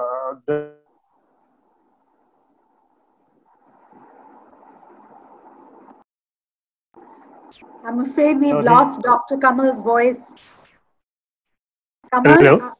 Yeah, we'd lost you for a few seconds. Oh. Would you like to wrap up now? Ma'am, this is like, apart from our regular academics activities, we involve students, especially in the field of conservation of the environment. Okay, so if this kind of attitude comes in the students, then tomorrow when they go to the community level, they help in conservation of the environment, they help in protection of the biodiversity. So in this way, a balance can be maintained in the environment. Thank you. Thank you so much. Hello? Yes, definitely. Through environmental literacy, the idea is to make students stewards for the environment.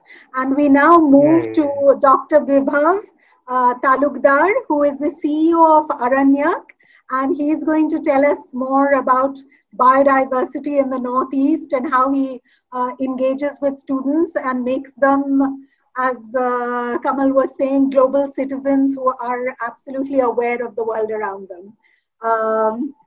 Over to you, Vibhav. Okay, let me try to share my screen and see how.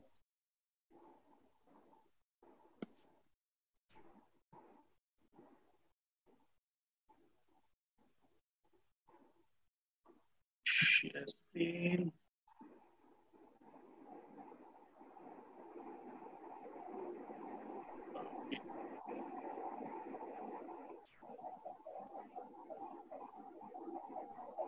I hope you can see my screen.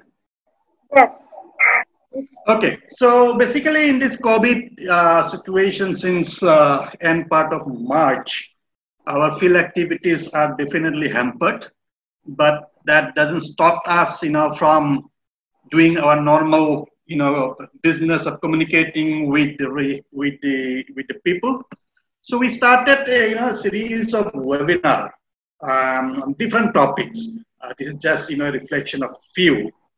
Most of them are from our own staff who have been working on diverse field of conservation in Northeast India. Basically, how they have been working. Basic idea is to encourage the next batches of young people to be involved in the field of environment and conservation. Remember, I am already in this field for 30 years. Dr. Professor, R.K. Ranjan Singh sir, we keep meeting him in Guwahati University with my guru, Professor Purimal Bhatto sir, for a long time. It's good to see him, today in this webinar. So, basically our task is to focus, what are the important biodiversity area globally, and along with globally, which is most important, we, being from the Northeast India, we also need to know why Northeast India is very, famous from forest biodiversity environment point of view. And this, satellite imagery reflects that it is because of the diverse terrain. The Northeast India is very diverse. So these educational values among the students and teachers are very important in order to, when the students becomes the decision makers in future, they can take the right decisions, keeping a balance between the environment and sustainable development. So why Northeast is important? I always, show these slides because this slide shows, the altitudinal gradients right from the flat plains to snow-capped mountain. I think nowhere in the world, you can see such a diversity of altitudinal gradients that provides different kind of, forest types. And these forest types or ecosystems provide us, the different kind of flora and fauna, including, the people's culture, the different tribes prefer to, stay in a different kind of altitudinal gradients. So that's why, the Northeast India, Eastern Himalaya is very diverse from cultural and biodiversity point of view. So that's what we are trying to highlight. We also want to highlight, the biodiversity is not for the forest department or the NGOs working for environment. Biodiversity is important because about 30% of India's populations are directly involved, with regards to, getting the livelihoods from the biodiversity. If biodiversity is lost, at least 30% people will have challenges in days to come. That's why it should be a people's movement to conserve biodiversity, forest, environment, wildlife. It should not be left to just to the wildlife and forest officials or NGOs working in this field or academic institutions working in this field. So some of the species which are found in Northeast India, and we are always very, happy that these species are found, are like the rhino, the swamp deer, which are found in Assam. Rhino reflects, in fact, the epitome of the conservation movement in Assam. We have some other species like wild buffaloes. Not in many parts of India you can see wild buffaloes. So these are the things we need to know. If we need to conserve, what we need to conserve. We are from Northeast. Are we going to conserve, elephants, African elephants, where we don't have the reach, or we will focus more on the species those are found and unique to the Northeast India, like the hoolock gibbons. So there are almost like 11 species of primates in Northeast India. So these kind of informations we are trying to, provide to the teachers and also to the students. Golden langur is a unique species which is only found in Western Assam and Bhutan, nowhere else. Probably the population is less than 500. We have some species which got benefited because of the conservation measures taken for rhinos. Because of the rhinos, the grasslands are conserved, and the benefit is derived by Bengal florican, one of the grassland birds. Otherwise, this species, the Bengal florican, has vanished from almost all earlier grassland areas because those grasslands has been altered over the years. Only protected areas where we have grasslands, these birds are now being restricted. This is the state bird of Assam called the white-winged wood duck. In fact, when I started Aranynak, we choose this species as our logo. So we have a direct connection with this particular bird since 1989. We have some high altitude bird species.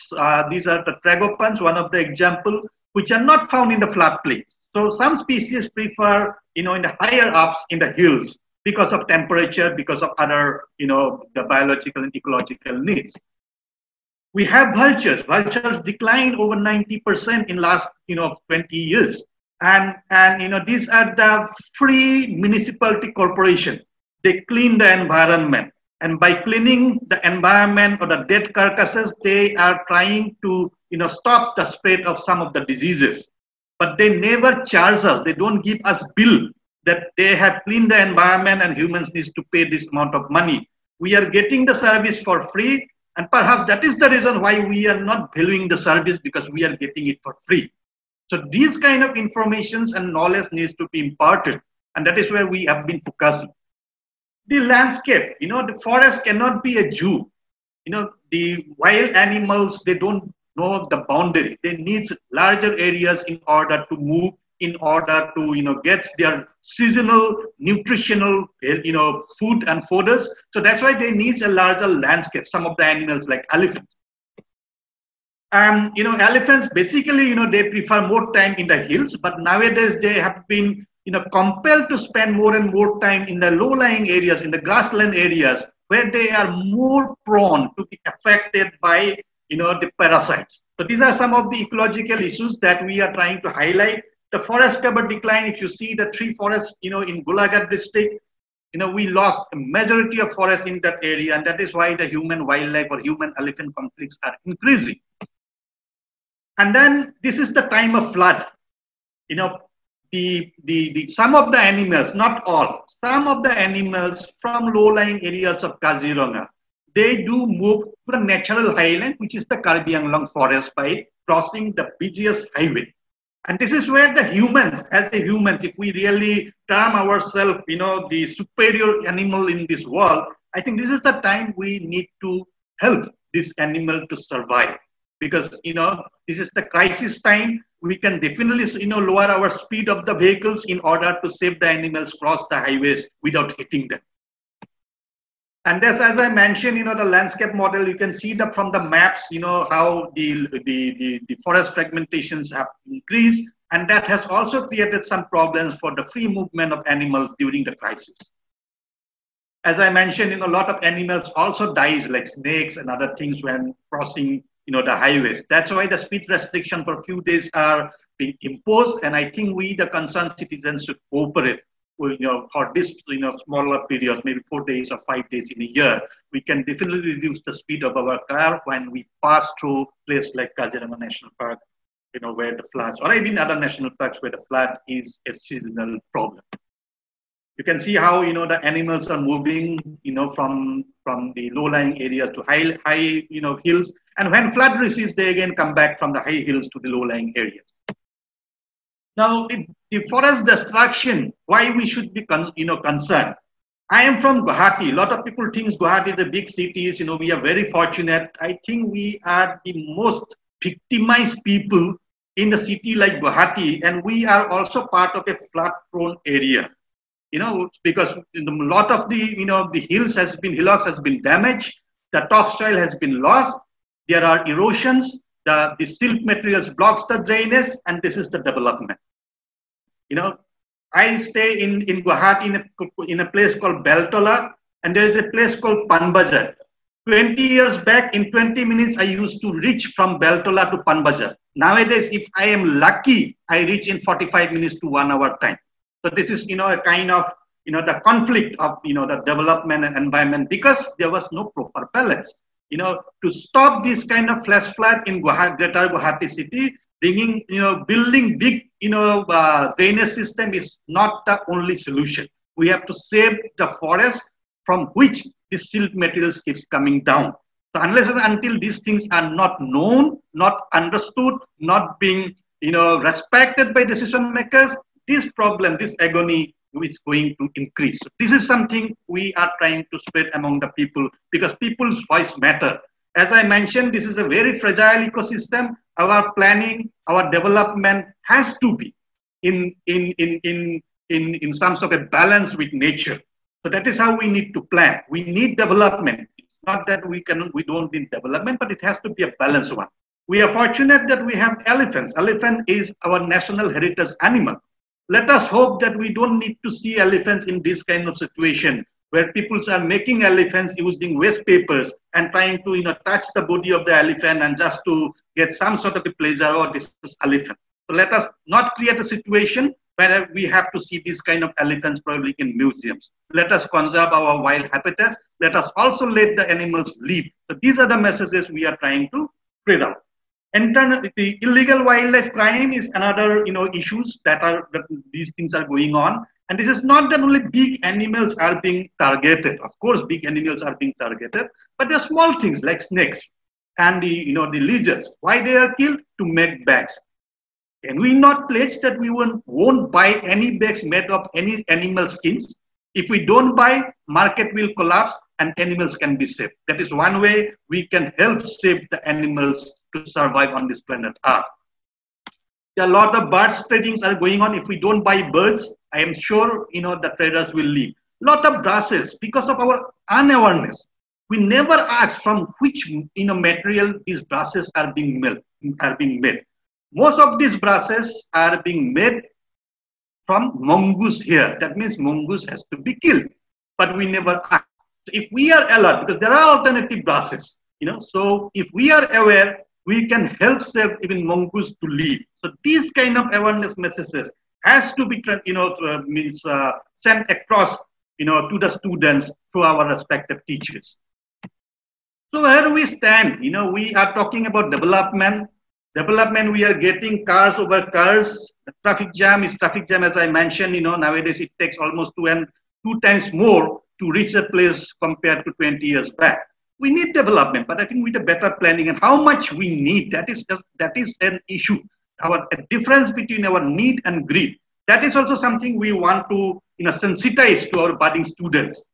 Because for some people, the aim is to buy a good vehicle, which is nothing wrong about that.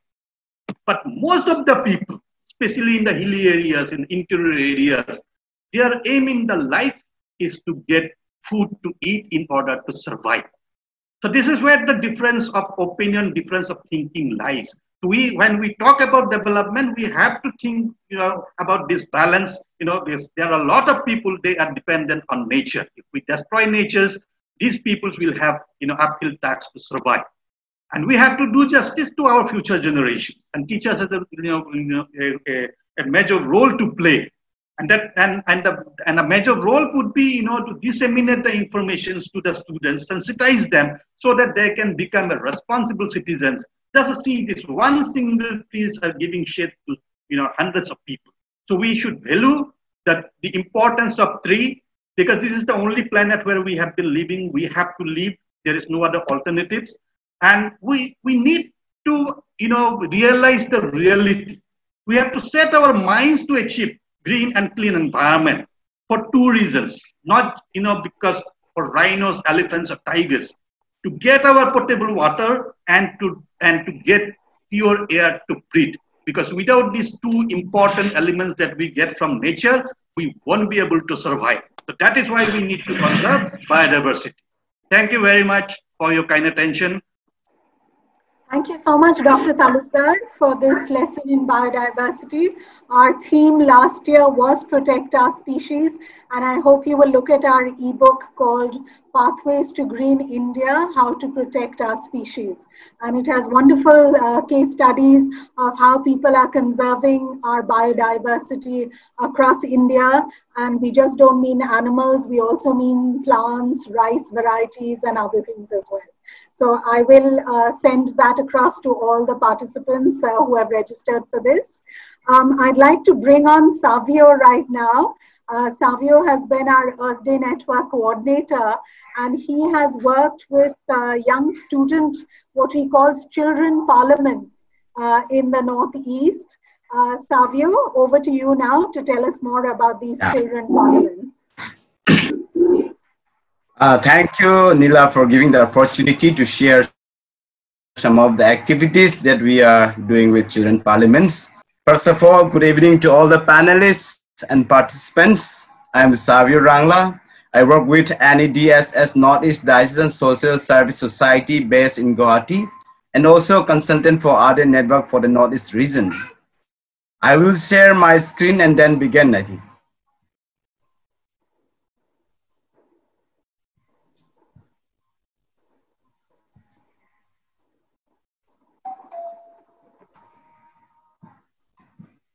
Can you see? Can you see the screen?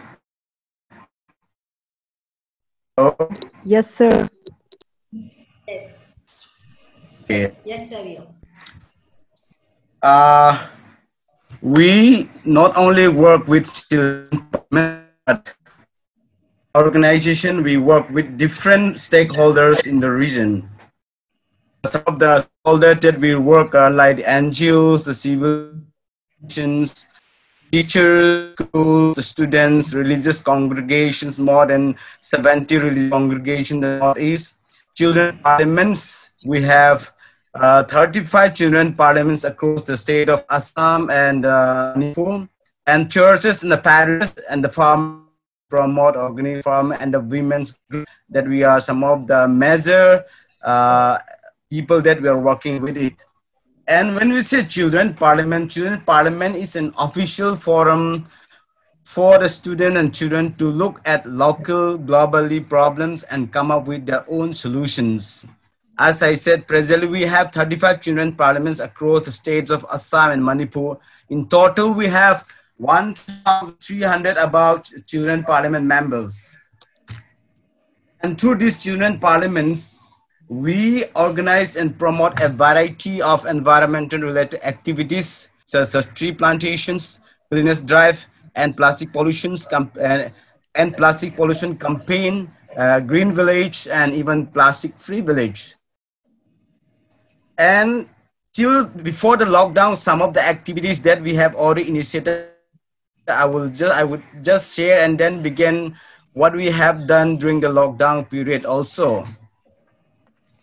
And children parliament spearheading on the environmental campaign like plastic waste management. When we say plastic waste management, these children group, after giving the awareness, they have come up to clean their villages, and also they have come up with the innovative ideas of collecting all the plastic waste materials, plastic waste, and putting in common places, in some common place, so that the in charge of the persons will collect and keep in there where the municipality keep their dustbin or collecting board, so that the municipality come and collect the waste material. This is one of the activities the children are doing at the village level. And also I see we have given the training on how to make paper bags making. So these children, they're really enthusiastic and started making waste papers, like from the newspaper, from their old notebooks. And they started giving to the shopkeepers. They said, they even started plastic free village in the village. So to stop plastic free in the village, they started this initiative of giving papers back in the shops where the goods and other items are given with plastics. And campaign on end plastic pollution. This is one of the major events that the children are taking part. They started cleaning the village every week. And we have, as we said, children is a forum. We have elected members like environmental minister, water, we have road minister, such kind of minister. We have prime minister, deputy prime minister. So the one who is in charge of environmental, he will look into that and see that the village is clean, the village is, there's no throwaways and plastic. They even go home, house to house, and campaign, make an awareness to the people that they should not throw the plastic, they should keep it in a proper place. When they bring any plastic, they should keep in a proper place so that they can easily throw in a waste bin or in a proper place. The great global enough in the street or the villages or road, these children started cleaning up as a motivating to the people. And we have done lots of more. And last year, previous 2019, we have done more than 60 cleanliness drive around the cities and markets and the bus stop. And when we say trees for earth, these children, they started engaging trees for planting trees in every place where they stay, in a common community land, maybe in an agriculture field. They started mostly planting of the fruit trees, looking at aspects of these fruit trees will provide food for the birds, shade for the animals and human beings. Oh, in regard to this, they started planting more than 10,000 trees were planted by these children parliaments of 1,300 members. And the activities engaged children parliament during lockdown, some of the activities we may do through the children parliaments, besides others that we do with the women's group, with the church communities, with the NGOs that we are doing. This children parliament have taken up a specific actions during this lockdown.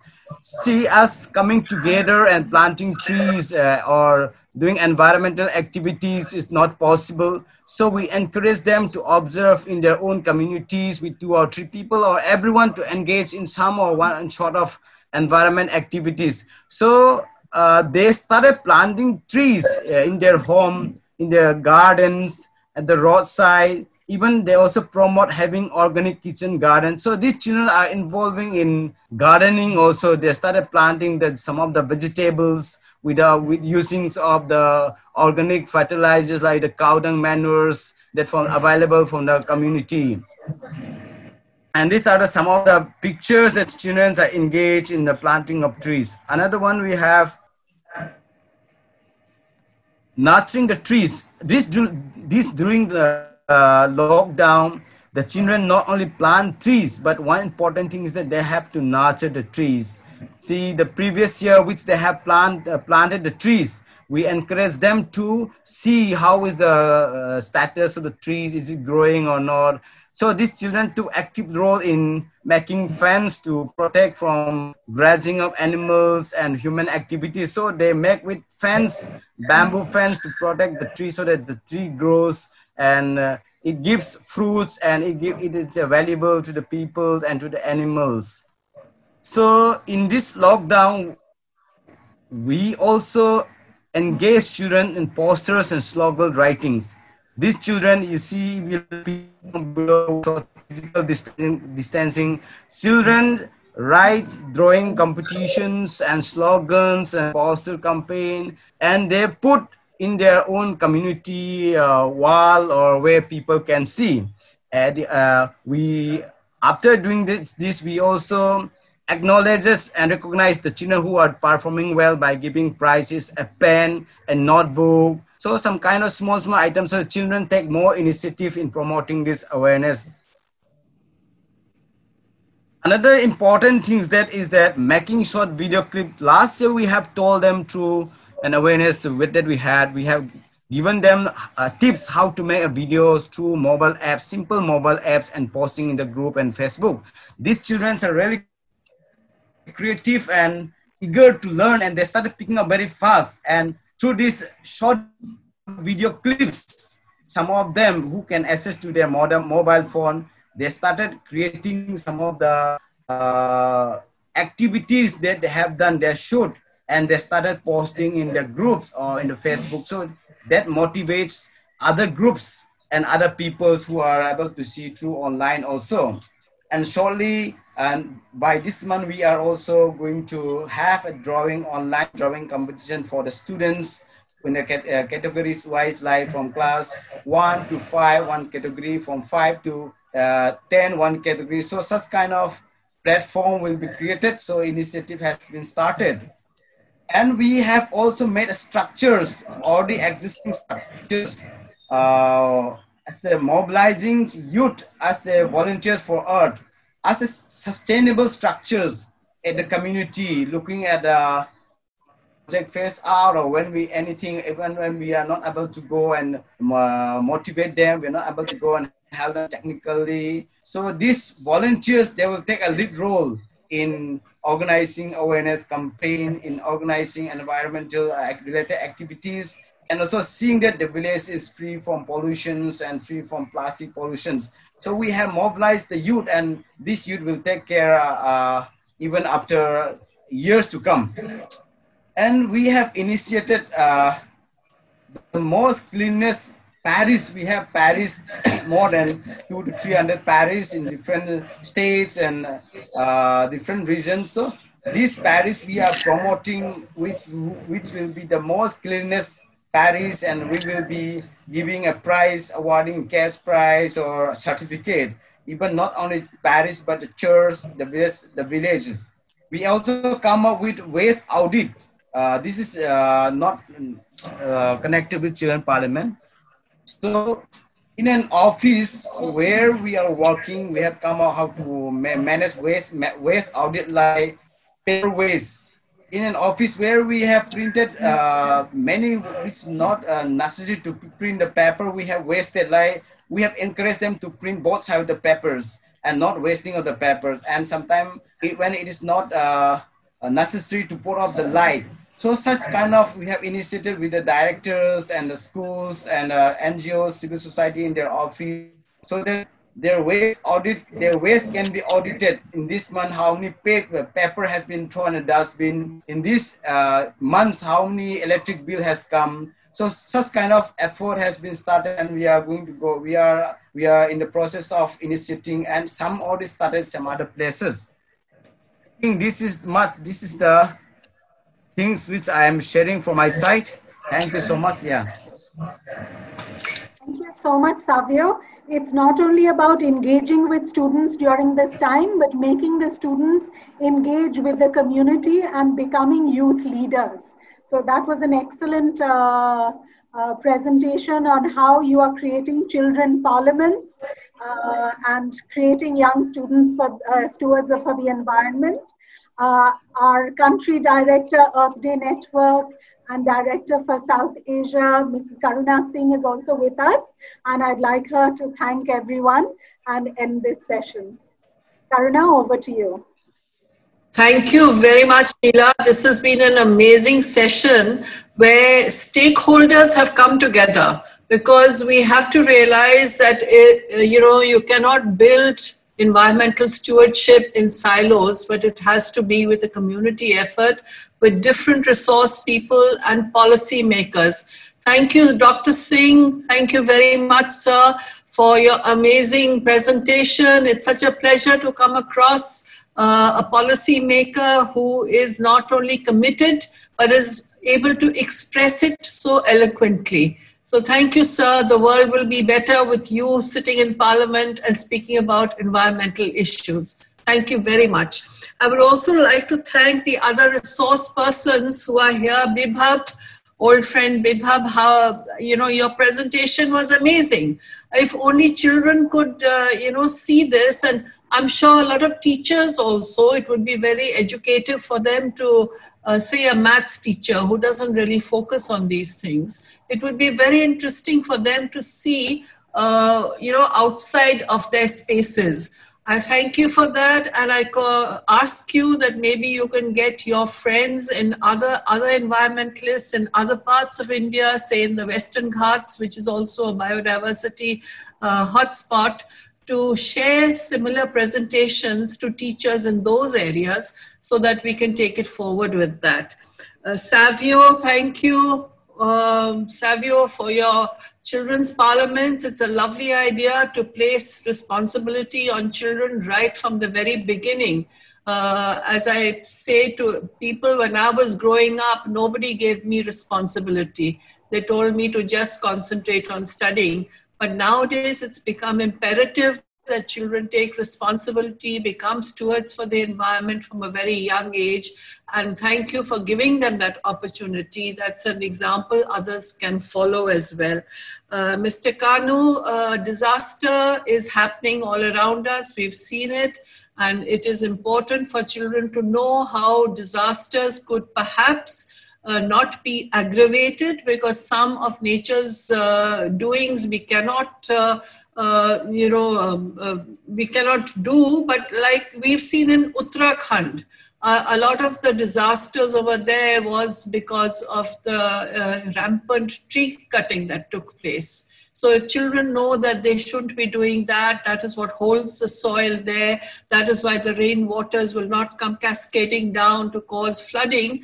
It is so very important. So thank you for that. And we would love to hear more about your, air pollution and how you involve children in it. It would be nice to have women also involved, because it's a health issue which is so important, especially for indoor air quality, for villagers who work with fossil fuels, cooking with fossil fuels. And then our great teachers. Each one of you is remarkable, and each one of you has so much power in your hands, because you're going to mold the minds of our future generations. So thank you so much for being there. Sister Prema, it's fantastic what all you have thought of for the digital age and how we can take it forward. Dr. Hema, I've been to your school and I've seen the fantastic work you do and the commitment that is there from your principal downwards, and all you teachers are there to do it. Of course, you are very fortunate in living in a beautiful surrounding as well, which inspires the students. Those who live in boxed up structures may not be able to love the environment the same way because they have no feel for it.